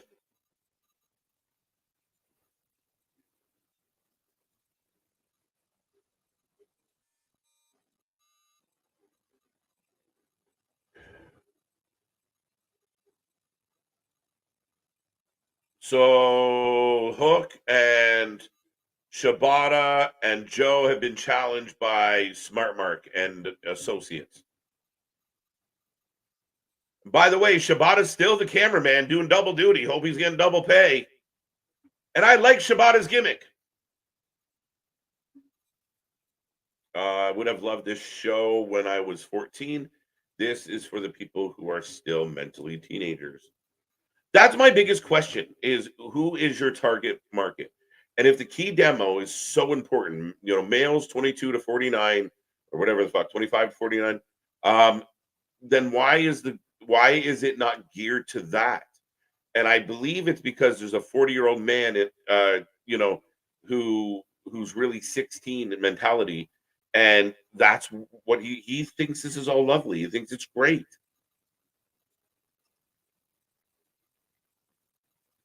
I think Mariah May is really, really, really good, and I really, really want them to figure the fuck out with what they were doing with this. Miro might as well wait his contract out like Ricky. He is. I'm injured. Yeah, I don't believe you. I think there's a lot of people staying home injured. And listen, Tony Khan it seems like a super fucking nice dude. I hate picking on the guy because he seems like he'd give you everything he could to help you out. He's just not running his show very well. But here's Mina. And she's not bad to look at. Do the Bucks wear vests to hide the fact that they're turning into Chris Jericho? That's what I think. Like, again, if you're on cruise control, you don't work a lot, you're not working out. Like, you look at the WWE and you look at all that competition around you. You want to work out. Look at what Gunther did. Like, Gunther went through a complete body transformation because he wanted to be a top guy in the WWE. And again, where I think in AEW, we've seen a lot of the opposite. Wrestlers only have to work once in a while. They get lazy, complacent. FTR did it. Jericho did it. The Bucks are doing it. There might be truth to that. Also truth to why we get so many injuries. Timing's off because you're not wrestling a lot. You're not training as much. Your body's more prone to injury when you're not as ready, as prepared. But here's Tony Storm. Contract signing is on its way. Or is commencing. Raw, how many pinfalls? Matt Caster gonna break up. All of them. Crowd don't give a fuck about this match. Bathroom break. It hurts. Tony loved to push smaller guys and get bigger guys to job for them all the fucking time, Adam. One of my favorite on this show is Lance Hoyt, the Murder Hawk Monster. And the guy just loses. The guy just does nothing. The guy's irrelevant. Bowen's kicking out of everything. That's what he do. Now we're going to get a rematch for the titles, by the way. If you are just tuning in, the Acclaimed beat the Bucks, so that the Acclaimed will get a rematch for the titles. And boy, what's up? How's it going? Bathroom break. Ember Moon's contract is closing to expiring. She will be a lady that ends up back in the other direction. She earned an opportunity to be on Dynamite. As far as I'm concerned, what she did in Ring of Honor for the last 2 years now, year and a half, she has earned an opportunity to be on the main roster. Tony has too many balls in the air and doesn't know how to juggle enough of them. And the ones in his mouth and on his forehead are really blocking his view. No way the Acclaim win. Yeah, way. I'm way behind. Oh, here we go. Mariah May is AEW's version of Scarlett. Oh, no, not quite. Not quite. Maybe like a low budget version of Scarlett. But Mariah May is good. I just don't think she's the same. Plus, Mariah May is a better wrestler than Scarlett. So that makes up for the comment I just made. Gunther reminds me of when Bubba lost massive weight. Do you remember when he had to step on the scale? He had to try and get his weight down. But Mina signing the contract, a little bit of tongue. You heard me. Rio evolves into Mina.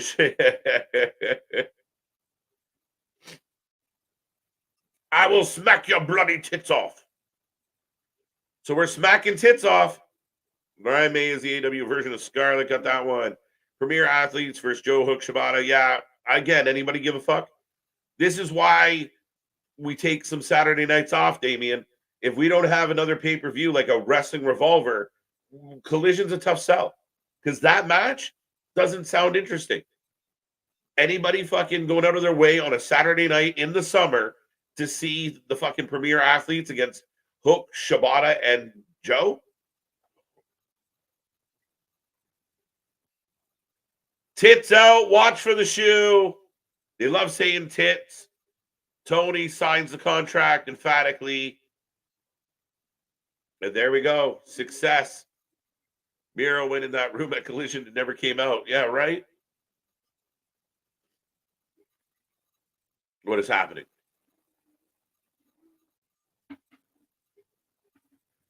Oh, Mina says to Mariah she must choose. The number one storyline in all of AEW week in and week out is we got to. Why are these fuckers showing up?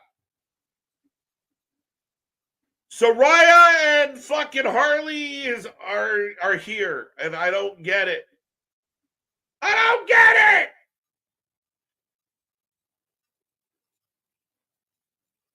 Anna Jay jumping Mina. Anna Jay joining the fucking Outcast. Oh, fucking help me. Fucking help me.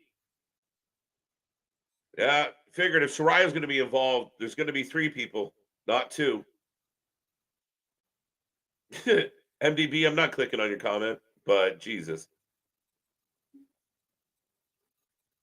Why? You were setting up a match in fucking a week and a half between Mina and Tony that didn't make fucking sense. So why are they being jumped? Tony was a heel. Now Mina comes out. People cheered for her. People cheer for Mariah. You keep setting up Tony against heels, so now she's babyface-ish. They lost to Soraya last week, or at least Mariah did. And Tony throws herself through a table.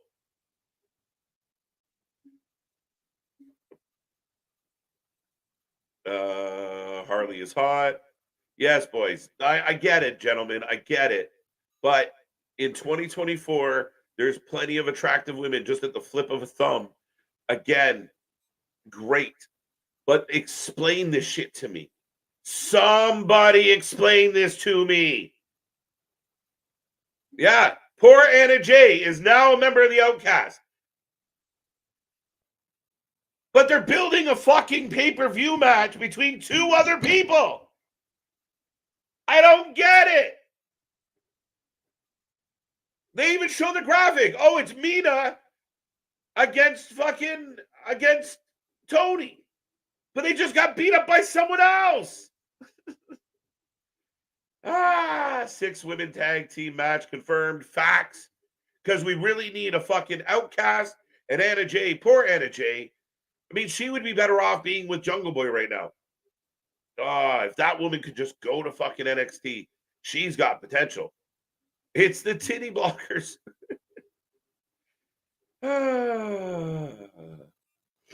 Son of a bitch. KJ screaming, I don't get it. Reminds me of Adam Sandler and Happy Killer. Are you too good for your home? Just go home. Soraya, go home. I don't understand why I choose to watch AEW every week. I got to find something better to do with my Wednesdays. You know what, Anthony? I'm starting to feel the same fucking way. Oh, I get so mad at this shit. So now Anna Jay is in a jobber faction that nobody gives a fuck about. And the jobber faction just fucked up the contract signing. They're not involved in the pay-per-view.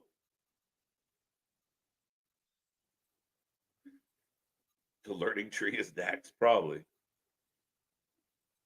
Oh, fuck. Lucy, you got some splaining to do. Yeah. Fucking explain this one for me. If you don't get, imagine us. If you don't get it, imagine us. Dennis, welcome back. Like I said, guys, we start every Wednesday with the hopium. We start every Wednesday like we got this. This particular Dynamite, even the MJF match didn't really impress me. This AEW sucks and nobody's watching much anymore. Dale, my OG buddy. Again, to see you put in the chat stuff like this, that's what really starts concerning me, because I know what a wrestling fan you are. I know what a wrestling fan a lot of you guys are out there, and girls. So when I see the fans starting to go like, I can't fucking do this, that's your concern as an AEW fan. If you are a diehard AEW fan, great. There's going to be like 12 of you watching it in a bingo hall sooner than later. It's not good. It is not good. I don't get this. Exactly, Tony Schiavone. Exactly. Even your commentary team doesn't understand who is coming where. Pause. We are on commercial break. We are the Wrestling for Life Network. I am actually warm and sweaty, but that's okay. We are back tomorrow. We're back tomorrow for Ready to Rumble. No, we changed the name. We're back tomorrow for the Dirt Sheet Debate. Myself, Nick, and Anthony are going to get into all this shit. We're going to talk AEW. We're going to talk NXT and A. We're going to talk Wyatt. We're going to talk all of it. So be here tomorrow, 8 p.m. Friday, we are back for a whole bunch of shit. Saturday, we're back for more shit. We are here all week long. We watch all your favorite wrestling, and we try and make sense as much as we can of all of it. Now, I want to know from, like, if you're truly out there enjoying tonight's show, what have you enjoyed about tonight's show? Help me understand Anna Jay joining Saraya. Help me understand Saraya, Anna Jay, and Harley jumping these women who are supposed to be building a feud against each other.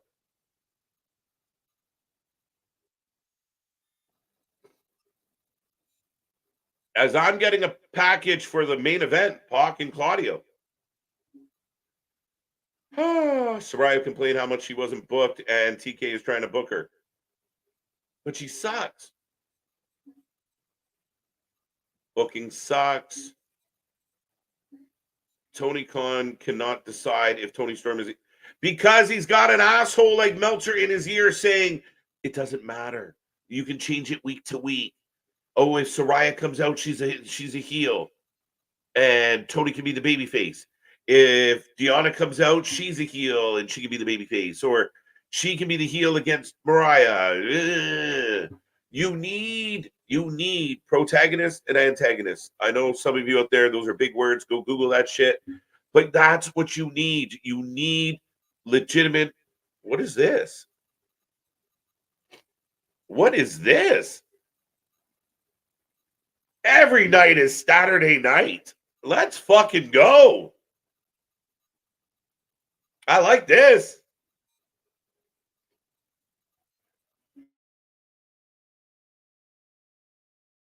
I like this.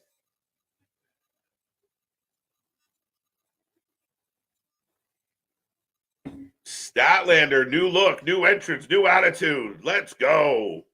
Tony Khan believes, and there's a contingent of fans out there that believe that baby faces and heels don't matter. Tweeners are few and far between. Tweeners that really work are few and far between. People sometimes get mixed up by how somebody acts to how they were being booked and presented. One people always say, oh, well, Austin wasn't a baby face. Austin was a baby face. His anti-authority got him over as a baby face, and his biggest rival was the heel of the fucking company. Think about it. The heels and babyface matter. That's when you get invested. That's when you want to see. I think Nick talked about it last night, where Jim Cornette's breakdown of Perfect Wrestling. Like, you want to see the little guy beat up the big guy. You want to tune in, or maybe you want to see the big guy kick the little guy's ass because he was being a shit. but you need compelling personality. You need heels and baby faces. You need this shit to matter. You can't just randomly keep throwing things out there on whims and not connect the dots. What just happened on this show with Toni Storm for the third week in a row has absolutely pissed me off. I'm trying to look on the bright side. Jeff Jarrett in the Owen Hart Tournament men's side, get out. Keyshawn, get your money in, buddy. She's back. Nyla Rose is back.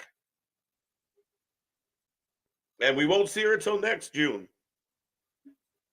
AEW will not longer than TNA. They will be in business for like 3 more years. Well, that's the thing. I mean, TNA's got a buzz about it right now. TNA's got excitement about it right now. Against All Odds was a pretty good pay-per-view. A lot of talk about guys like Joe Henry, women like Jordan Grace, more and more presence with WWE. AEW's got to be careful. NXT's now catching them in the analytics, catching them in things like the ratings. You gotta, again, just turning a blind eye to everything and saying it's great is not cutting it. Such a small tournament. We're in the quarterfinals, so yeah, we'll see how this goes. They haven't announced the whole bracket, did they, or did I miss the bracket? Claudio versus Pac will probably be the best thing for the whole show. That's sad. It's going to be your main event, so we'll find out. KJ, more importantly, at the pay-per-view, do you think they tease Mariah turning on Tony? They've been sort of kind of teasing the Mariah Tony thing for a long time, but because it's been so up and down, and usually like when Mariah May comes into this situation, kind of like Mickie James, when they start showing signs of craziness, like when they start dressing up like you, the babyface champion is like, "Oh, what are you doing?" In this case, she embraced it and encouraged it. So now it's not even a point of contention of like, why are you acting like me? She's like, no, keep acting like me. I love it. Mina seems to be the catalyst to maybe break up Tony, and like you just saw it there, Mina and Mariah were on stage together. Tony was the one that went through the table, even though she put herself through the table. So yeah, I think they have been teasing it. I think they've been playing this game. But again, there's so many other things that have been involved. Deonna Purrazzo got involved. Thunder Rosa got involved. Tit rubbing and shoe throwing. It is completely distracting from a story that you're trying to tell. Like, God, for free, I would show up and I know I'm just the wrestling dude on YouTube, but for free, give me 6 months just to give some ideas of what you guys could do to correct some of this fucking idiotic booking. I got Okada on Gorilla in a fucking locker room for the 3rd week in a row when we know Tony is at the other Gorilla running the fucking show. Make it make sense. Stop placating to me. Claudio versus Pac. Yeah, I got that one. Such small tournaments. Give me more of this. Specifically what? AEW got that one. Less of whatever the fuck that other thing. Well played. That was a nice setup too, man. There was nothing to enjoy about Dynamite tonight. I will put that out to the chat. 126 people. Remember, if you haven't hit like and subscribe yet, please do so. We are that close to 5K, guys. 5, and then we're going after 10. So we're almost at 5. And at 10, we're getting tattoos. She's back. So let me get this straight. The person who is 1-0 in Fug All and of 2024, which is 6 months in, gets to be in the tournament, but not Thunder Rosa Ortega. Valid. Make it make sense. Dear Tony, make it make sense. If you can't retell me the story in a sensible, organized way, Tony, you tell me what happened on your show tonight without me seeing it and make it make sense. And if you start trying to explain, well, then Tony came to the ring and then Mariah May was with Mina, but then she's kind of stuck in between. But then Saraya showed up and Anna Jay slid in. What the fuck are we talking about? How the fuck am I supposed to understand this? That is the test. If you cannot tell another human being what happened on the wrestling show clearly and concisely, you're not fucking doing the proper things. Oh, the Young Bucks were going to fight the fucking Acclaimed, and they challenged Swerve to a blood and guts match, but we don't know if Swerve said yes. But Swerve was arguing with Ospreay, and Okada turned off the Acclaimed's microphone so we couldn't rap. But then the Acclaimed beat the Bucks, and they're going to get a match. And oh yeah, by the way, MJF beat Roosh, but he's going to fight Hechichero at fucking Forbidden Door. And Brian Cage told him that because why? We don't know. Just read it back. Tell me your show and make it make sense. Make it clear, because I just explained what I saw tonight and none of that shit makes fucking sense. And I saw it happen. I turned it on when you said the contract signing was on just to see Mina, then turned it back off. It's a good reason. It's a good reason. Tony. Oh, bye-bye. Thank you. Who's Jeff Jarrett wrestling? I don't know. Now, have they announced the full bracket yet? Because I want to know, is Chris Jericho in the Owen Hart? Jeff Jarrett is in the Owen? I don't know. Dear KJ, I can't love TK. Tony, that's funny. I'll give you that one's a better comment. We will never make sense. He will never make sense. I know, man. And again, I think the argument now where we've kind of just given up and thrown our hands in the air is he doesn't have to make sense. This is his vanity project. It's his money, and he'll do what he wants with it. And he's booking for the sickos. Well, I don't qualify. I don't qualify anymore, Tony Khan. And again, we started this channel to defend AEW against the fucking haters of the world. And now we're watching shows like this where I can't find the positives. Yes, they have the whole tournament announced, KJ. All right, let me look this shit up. 2024.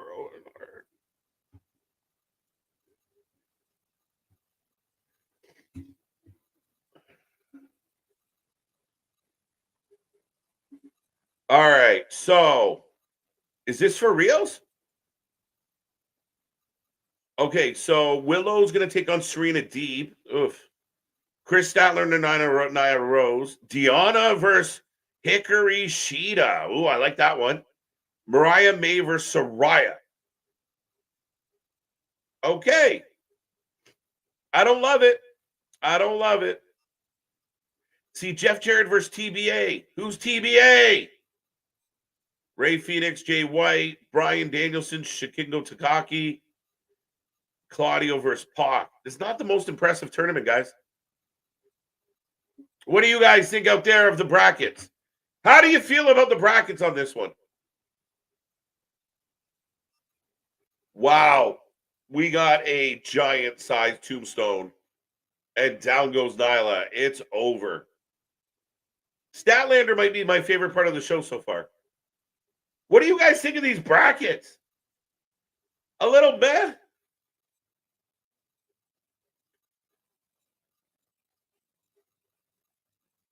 So Statlander is going to fight Willow the next round, right? Guaranteed. They've already made that apparent. Right? So Serena Deeb's going to fight Willow, but the winner is going to fight Statlander. So you know it's not going to be Deeb. You know it's going to be, they're going to set up Statlander Willow. That's next. Let me know if I'm wrong. How do you guys feel about these brackets and in the participants? I still worried, and until they announce who the TBA is, part of me believes it's going to be Jericho. Willow's great. Weak bracket. The whole shit is weak. Like Willow, Serena, like where are the, like when people tell me AEW has like the best roster, Willow, Serena Deeb, I like them both, but still, really? Chris Statler and Nia Rose, that's a throw match which just happened. Deonna Purrazzo Shida, I'll give you marks on that. And Mariah May Saraya is going to suck. I like Mariah May. I used to like Saraya. The match is going to suck. Takagi versus Danielson. All right. So are they going to set up Danielson versus Claudio? So is Pac going to do a job tonight? Interesting. And Hangman? That'd be weird. It could be Hangman. I still expect Hangman to somehow be involved with the guys that suspended him from wrestling for no reason. The guys that were supposed to be his friends. That's what I assumed you were setting up by doing that. Both sides. Yeah, weak sauce. As we are getting a replay of the learning tree, we almost got away with no Jericho. But it's only a recording of Jericho. As we got Private Party, something tells me that Tony Khan comes up with his booking ideas by playing with action figures in his office. I mean, again, it's crazy. And this guy talks about, my page is vertical, my page is horizontal. Your page is fucking broken and you're writing with a crayon. What the fuck are you doing?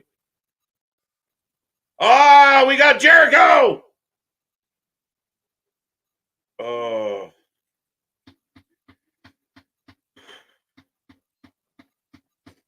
I'm too under the weather to not pretend like I'm happy about this.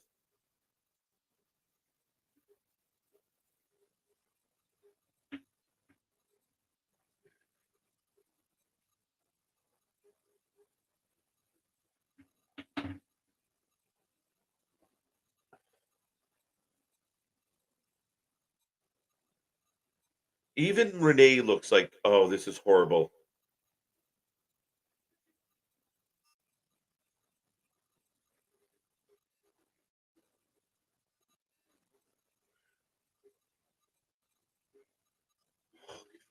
Stat Nyla only being 8 minutes is not good.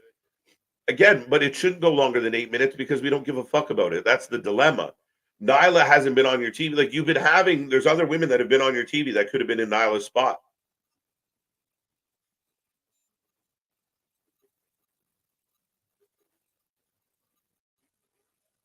Oh.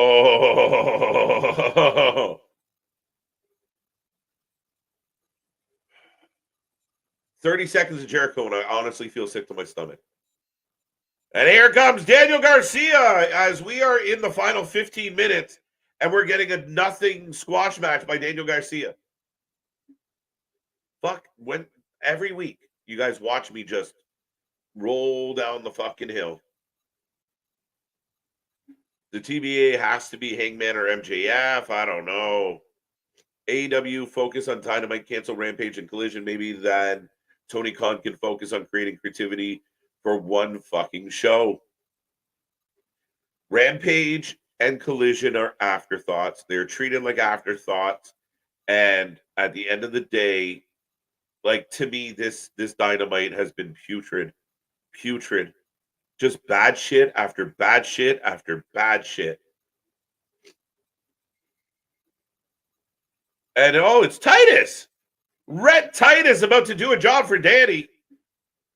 Awesome bracket. What's awesome about it, Robert? What are you really excited about on that card, on that bracket? Do you not feel like AEW has better women that could be in the bracket? I'm just curious. I'm not saying you're wrong. I'm just curious. It's going to be Willow versus Statlander in the finals. No, they're going to fight next round. They won't make it to the finals. Again, if I was making the show, I'd build towards Statlander, and at least the way it's on my page. No, yeah. So Willow will fight Statlander next round. The winner of Willow and Statlander would fight the winner of. It's either going to be Deanna, Shida, Mariah May, or Saraya. I'm assuming Mariah May beat Saraya even though she just lost to her. So why did that happen? And it's over. Why is that match on my show right now at 11:50 at fucking 15 minutes to the hour?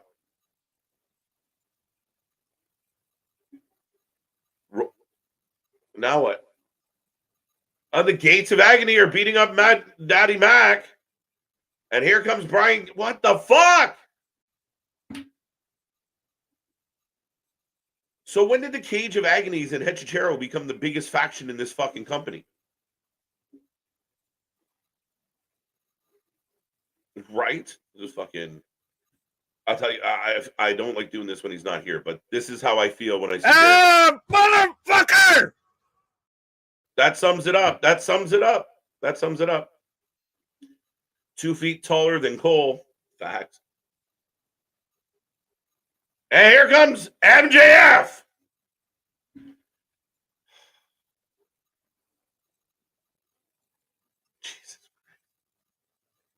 What the fuck are we doing? I was mad about Roosh, and now this is worse. As MJF is biting Cage. So this big giant faction is getting taken out by one guy. The finals will be with Willow and Mariah May, is my guess. Oof. Statlander, Sheeta. 5-0. Afterbirth, another Afterbirth. Another Afterbirth. That match was pointless. Yeah, it was to set this up. As Hechicero stretching out MJF. But what happened to Rouge? You just set up Rouge. Wait a minute. What the fuck? Ospreay is here. What? Bizarre as Tony Schiavone literally just summed it up. Bizarre, but I'm loving it. Make it make sense. How is AEW is better than WWE to GCW? You might have to retry that, Kira. I don't quite understand the math we just did there.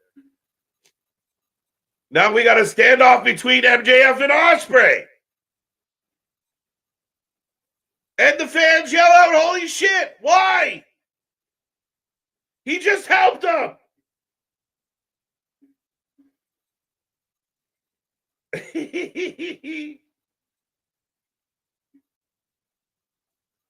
So are you basically telling us that Swerve's a dead man walking?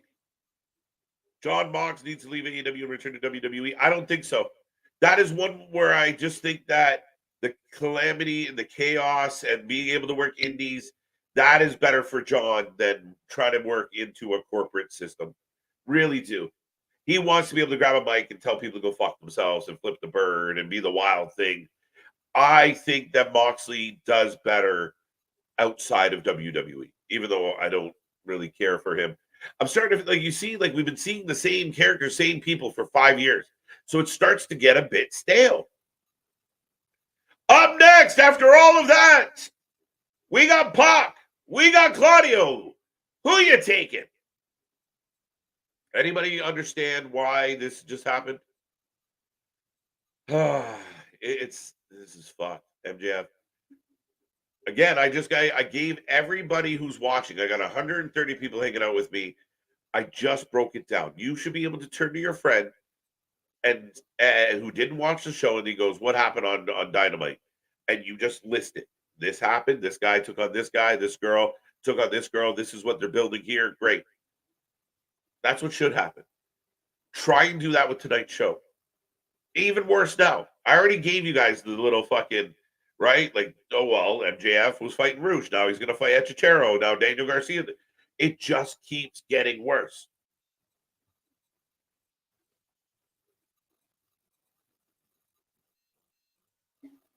Ospreay is involved with MJF. My brain sometimes swear.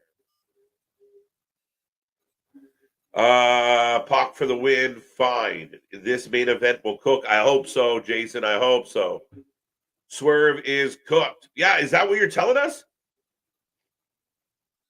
Is that what's going to happen? And keep in mind, if you do MJF, Ospreay, main event, all in, you have all out a week later. Don't forget that, guys. They just did it for the stare down. But it doesn't make sense.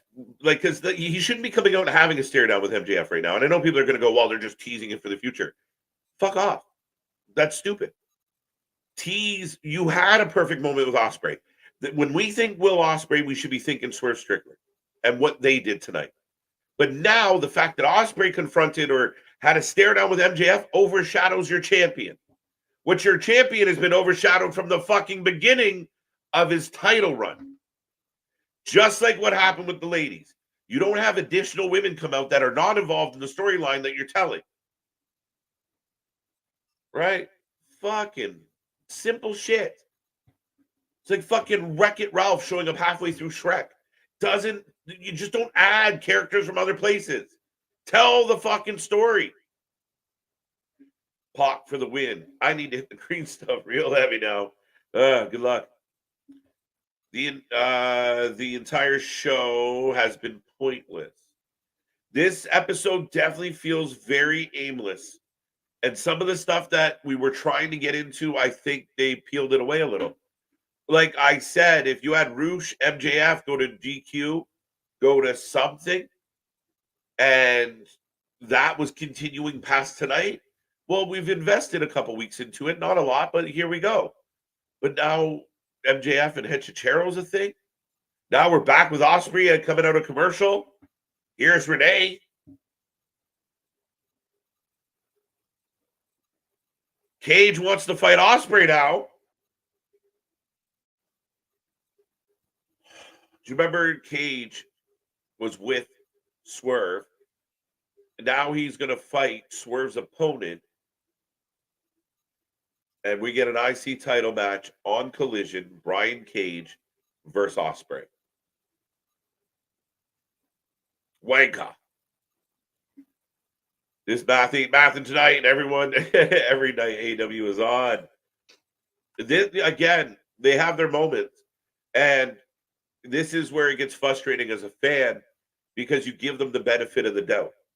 You know what? I don't love that you're going to do MJF Roosh. I don't love it. But you know what? They had a good exchange. They had a good brawl. It led to a backstage segment thing. Okay, let's see where this goes. Boom, over, done. Moving on to Hechichero. Wait a minute. I just started getting invested in this and it's done. And the other shit, I don't know who to get invested in because it keeps changing. It keeps changing. Great show or greatest show? Choose one, right? Oh, by the way, Danielson is on commentary for this one. Although I'm interested at the possibility of Bryan versus Claudio, kinda. Should be a really good match. I think Claudio would be fine as IC champion or TNT champion. The BCC is kind of like a group, but not a group. They're like friends that get together once a month for a beer. Like I don't, well, or a non-alcoholic beer from Oxley. Here comes Pac. Great show. Where's Wardlow? Wardlow doesn't even come out with the faction he's in. You gave him a title match. He lost the title match. And we moved on. Buried. As buried as you get. Ask Charles Barkley. They're buried. Buried. Oh, and Shivani reminding us we have an overrun because you couldn't have cut that Daniel Garcia match out and just got to this match sooner, but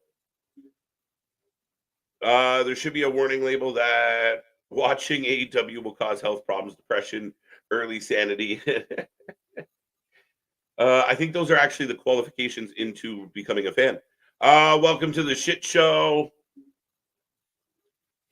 Shut off. Yeah, I don't want to do it.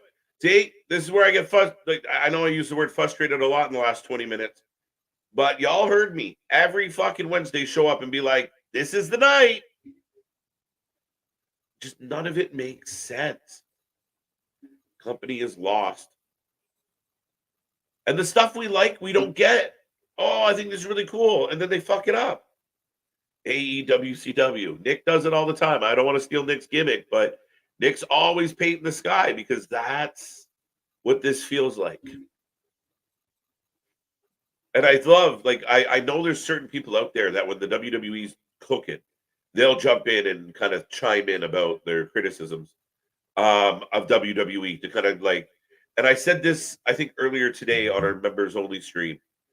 I feel like the hardcore of the AEW fan base and big parts of like Tony Khan, Meltzer, they want to get over by trying to minimize WWE and what they are, or nitpick at what they do instead of just getting themselves over. They're trying to cool off WWE but just do you get your shit together, because it doesn't matter if the WWE by some grace of God just folded tomorrow. There was no WWE tomorrow. Your shit is still not bringing people in because you don't have your ducks in a row. More afterbirth. Too much of it. This show is all over the place. I'm with you, Kay. Big European uppercut on the outside. Folks, if you have not given me a prediction yet, let me know who's going to win. Company is lost. Claudio for the win. WWE can never finish a main event match or any match without interference, or at least AEW, we get a winner. I don't know, Juan. That's a bit of a reach in both directions. To say we never finish a match without anything, just had Jey Uso win a clean match for a main event 2 nights ago. So I hate to break that one to you. And with, again, okay, we get winners, but we get a lot of roll-ups. We get a lot of weird wins. We get a lot of interference. We get a lot of overbooking. And in addition to that, we get an afterbirth in just about every single fucking match. Even the contract signing tonight had an afterbirth. So you tell me what you would prefer. Again, if you got a heel in the main event, there's probably going to be cheating, but they're going to tell a story into why he's cheating. But here, tell me the story. Right? And I saw a lot of cheating and shit go wrong tonight. So, yeah, you're not accurate, Juan. I hate to break it to you. Claudio for the win. Yeah, let's go, Claudio. Set up Danielson. Poor Pac. The bastard. Pac wins. Claudio has such a great look and a good worker. 100%. 100%, man. I love the guy. Claudio for the win. Wardlow trademarked his name. He's gone. Bye-bye. He's like Ricky. Bags are packed and out the door. He's leaving on a jet plane as soon as he fucking can. WWE was at my town Monday. Did you go? How was it? Their game sucks. Their action figures are peg warmers. Their B show sucks. It's like watching your favorite person die slowly. That's the hard part of this, and that's where I think the anger comes out. Is, you advocate for it. I had friends for many times come by and say, "Oh, AEW, what are you doing watching that? What are you doing watching this?" Like, and you try to explain it's good, it's different, it's exciting. WWE stale and boring. Fuck it. And then you every time you turn it on and somebody walks in the room, they're like, "What's happening?" You're like, I can't explain it. It's fuck. KJ, who are your early picks for men's and women's Owen Hart? Oh, let's look at this beauty. So this is what I think on the brackets real quick is we are in picture. Claudio's in control of Pac. Willow's going to beat Serena. She's going to fight Stat.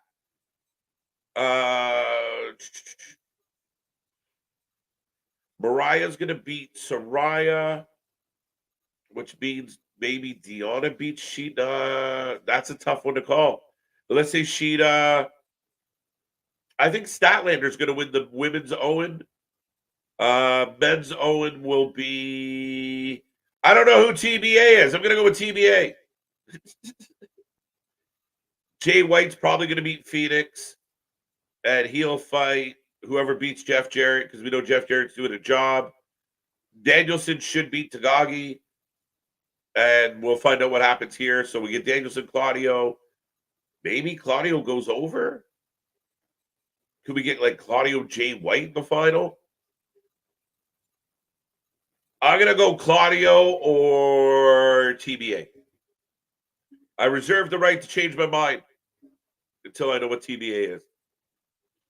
If you give this show higher than a 7, you have no clue what you were watching. Now, listen, I do try and hesitate with that, Bendy, just a little bit, just because we are the wrestling utopia. We are the wrestling friends you can't find in your real life. But the people that have this weird obsession with AEW where they can't see the bad, it's like, you ever have a friend dating someone that's horrible for them? And no matter how much you tell them, like, bro, she's fucking you up. What are you doing? Da-da-da-da. And they just, no, we're good. That's what this is like. That you're like, what? Help me. Like, this show is abusing your brain every fucking week, and you won't break up with the show. Help me understand. It's just bad. And so, again, but my hesitation is, if you like the show, you enjoyed it, you got something out of it, and you think it was an 8, on you, boo-boo. We don't look at wrestling the same way, and that's fine. That's fine. Some people, it is what it is. It's, to each their own. That being said, I think if you give this show a high rating, then it's just a different approach, a different mentality. What you're looking for in your show is not what I'm looking for in my show. And that's fair. You're allowed to do that. Some, I can't stand pickles. They make me want to vomit. Some people love them. It's just the way it is. This is a pickle. Ask MJF. If Pac ever joined Christian Cage's group, there would be well played, MDB, right? No longer the bastard. As we are getting an exchange of forearms, Paul Heyman takes over AEW. God, please. Anybody would be a step up, I think. Please, Tony. Big pump kick, big exchange. Down goes Claudio. MJF and Will Ospreay feuded with two people in the same night. Facts. Randolph, facts. And that is the dilemma. But what? Up goes Pac. Danielson just on commentary praising the shit out of both these men. What a fucking European uppercut. Holy fuck. Who won trial in court? Court is not happening tomorrow, Juan. Court only happens once in a while. Unlike Tony Khan, we don't want to overbook things. Court will be back, and we will have another topic for you guys. We haven't decided on what one yet, but tomorrow will be the return of the Dirt Sheet debates. Kind of court-like, except I won't be the judge. I'll be in the argument. And we're just going to talk about the hot topics in wrestling right now. Next week, next Thursday, we got the preview for Forbidden Door. The following Thursday, we have the preview for NXT Heatwave and Money in the Bank. Yeah, we're that close to these shows, guys. So stay tuned. Lots coming your way. But yes, episode 4 of Wrestling Court will be live soon. And if you guys want to see us put something on trial, reach out to us on any of the social medias or go comment on the last wrestling video. But we got lots to put on trial. The sickos are loving this show. What I'm trying to figure out is, what are they loving? Like the 8-man tag. Oh, there were so many moves. It was awesome. MJF fighting with everybody and anybody. Awesome. Again, we're just different people. We're just different fans, and that's fair. Right? And people are entitled to their wrong opinion. Yeah, exactly, Adam. And I think that's where a lot of people automatically default to the battle between WWE and AEW of like, oh, well, WWE does this. And no. I don't like to compare the two companies that way. I do, but it's not my favorite tactic. It's AEW compared to AEW. And analytically, everything's less now than it was then. Can't give me all the excuses in the world. The playoffs happen every year. The same shit happens every year. Your ticket sales are going down. Everything is going in the wrong fucking direction. I honestly miss Lucha Underground. I love Lucha Underground, so I'm with you. AEW just isn't cutting it. Not sure what they are doing. Listen, as fantastical as Lucha Underground became, at least it was a story.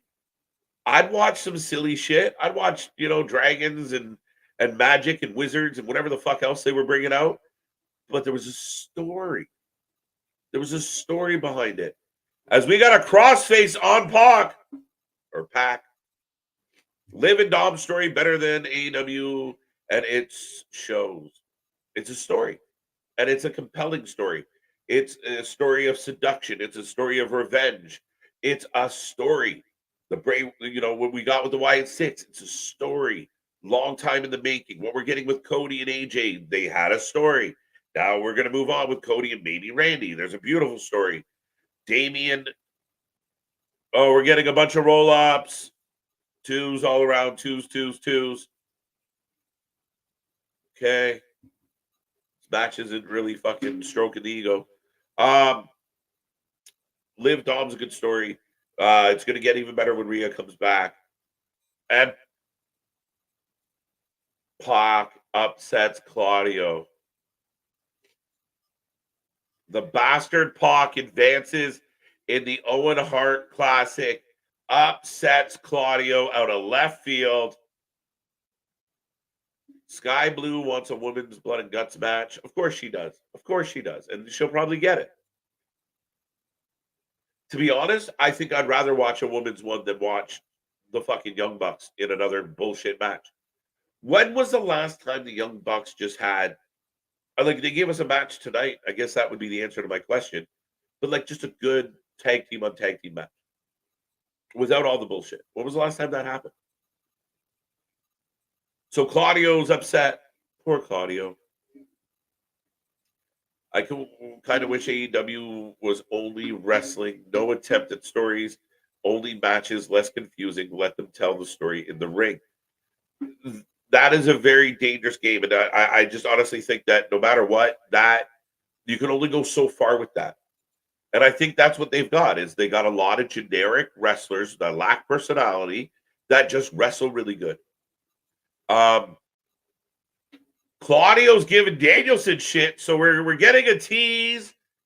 The big cliffhanger is Claudio turning heel.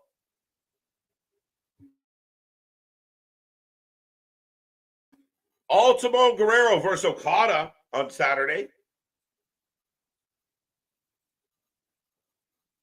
MJF will be in Memphis. Pac looking at Brian like Brian's already advanced. I kind of wish AEW was only wrestling. Yeah, but the other side of that, Mark, is that your matches have to bang. You got to put out banger after banger after banger. And let's be honest, how many of the matches we watched tonight were bangers? But ladies and gentlemen, Dynamite is going off the air. We take a rating out of 10 on every single show. I'm going to hang around a little while. We will talk about the overall feel. What did you like? What did you like? What would you rate the show out of 10 tonight? Let me know. Get in that chat, and we will wind this show down before last call. I think everyone knows what I'm going to say about the show. Started out pretty good. I didn't think the MJF Roche match was great. It was good, not solid. It served its purpose. The fact that MJF just squashed Roosh the way he did blows my mind. The fact that Callis is now talking to Roosh, I don't get it. We got enough in the Callis. Yeah, I was right the first time. Callis family. We went into, I don't even know what came down. I'm just blank on a lot of this right now. Daniel Garcia's match was unnecessary, but you were setting up the angle. When did the Gates of Agony become like a big deal on this show? Why is Brian Cage making match announcements? Why is MJF done with Roosh? We're going to fight Hechichero. Soraya has now recruited Anna Jay. I don't get that. AEW was 1 out of 10 for me. Let me know if I'm missing anything, guys. Like, the 8-man tag was good. It wasn't boring, but we know exactly how the match goes. Run around in a brawl, finally get the match to start. Everyone does some moves.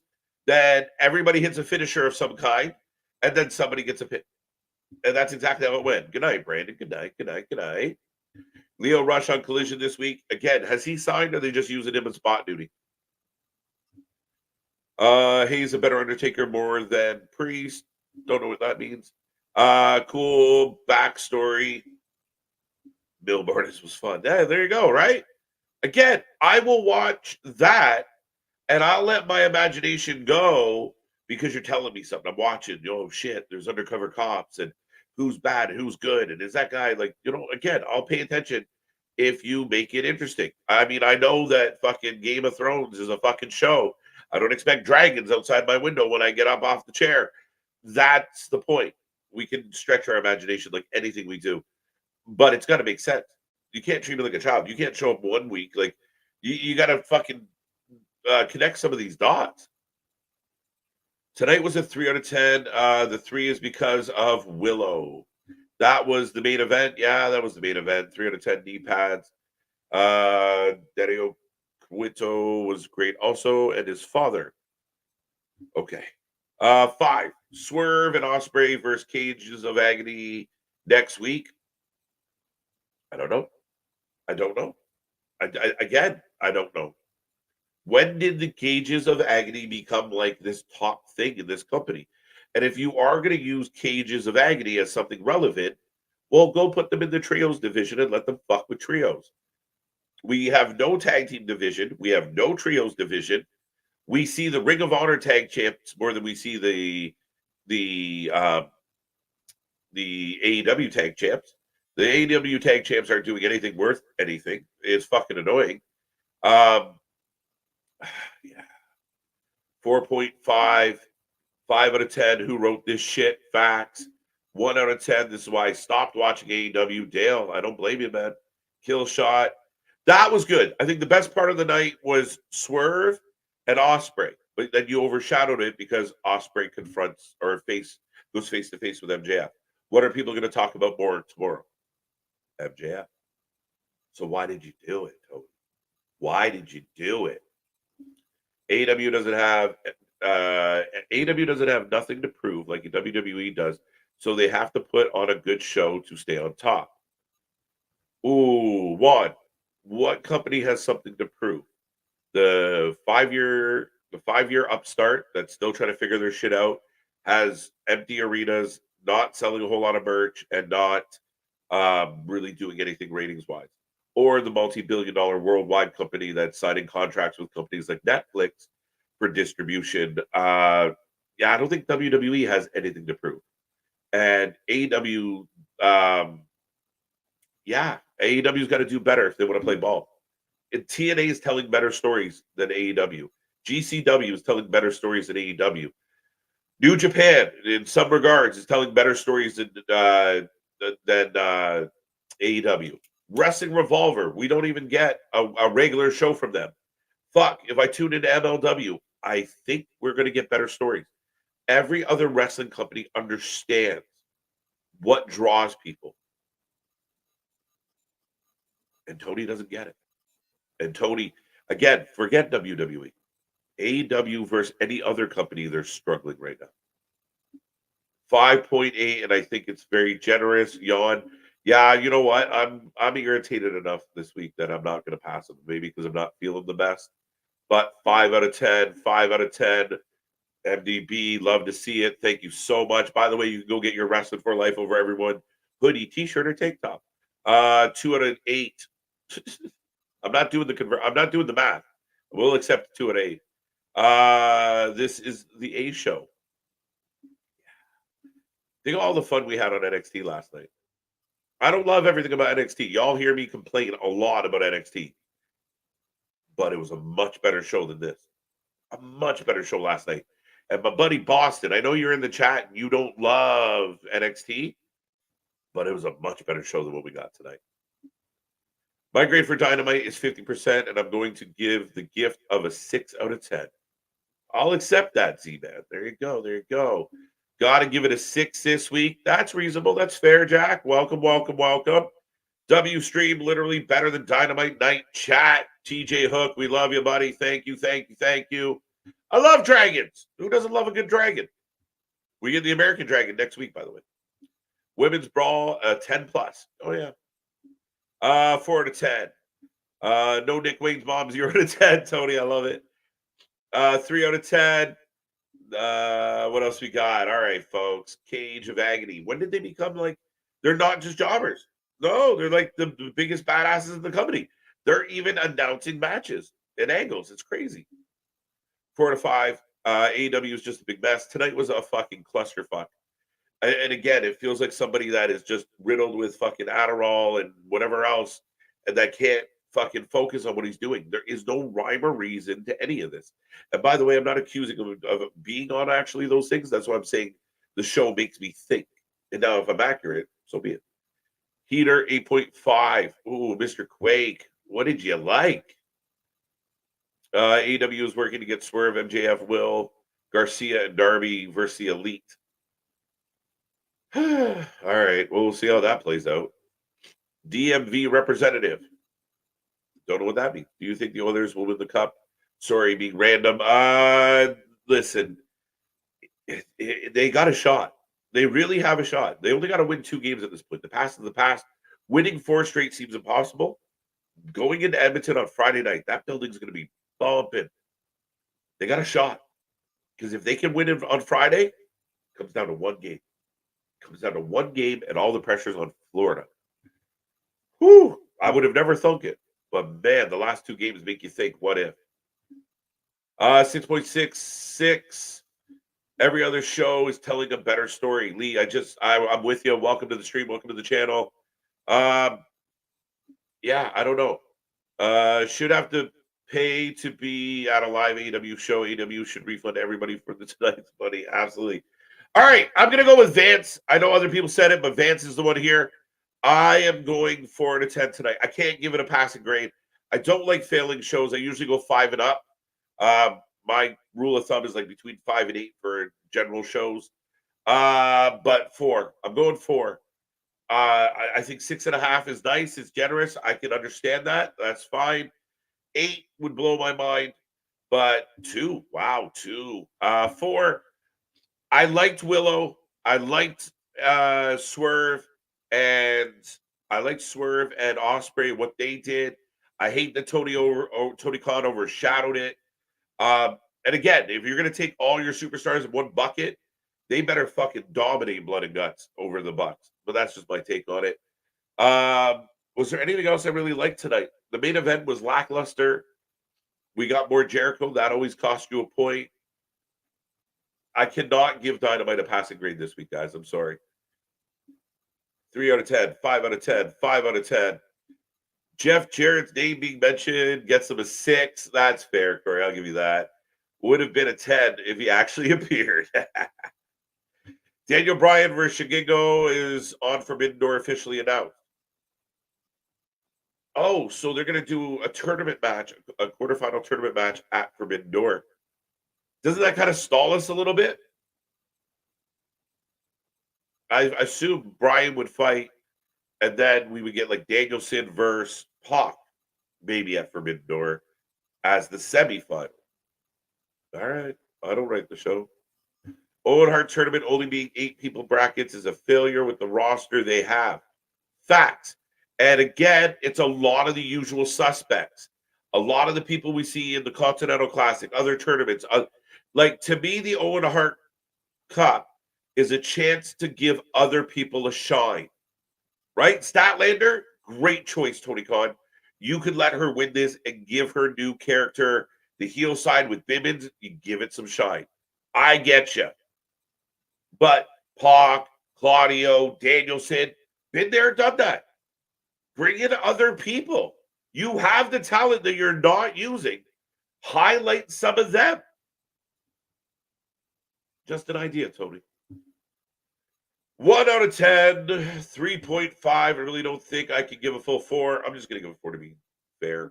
Or nice, I guess. But I could see why you would go 3.5. It drives me nuts. Owen Hart Tournament. Yeah, it just feels like there's rumors out there right now, and this is the last thing I'm going to say before I say goodnight.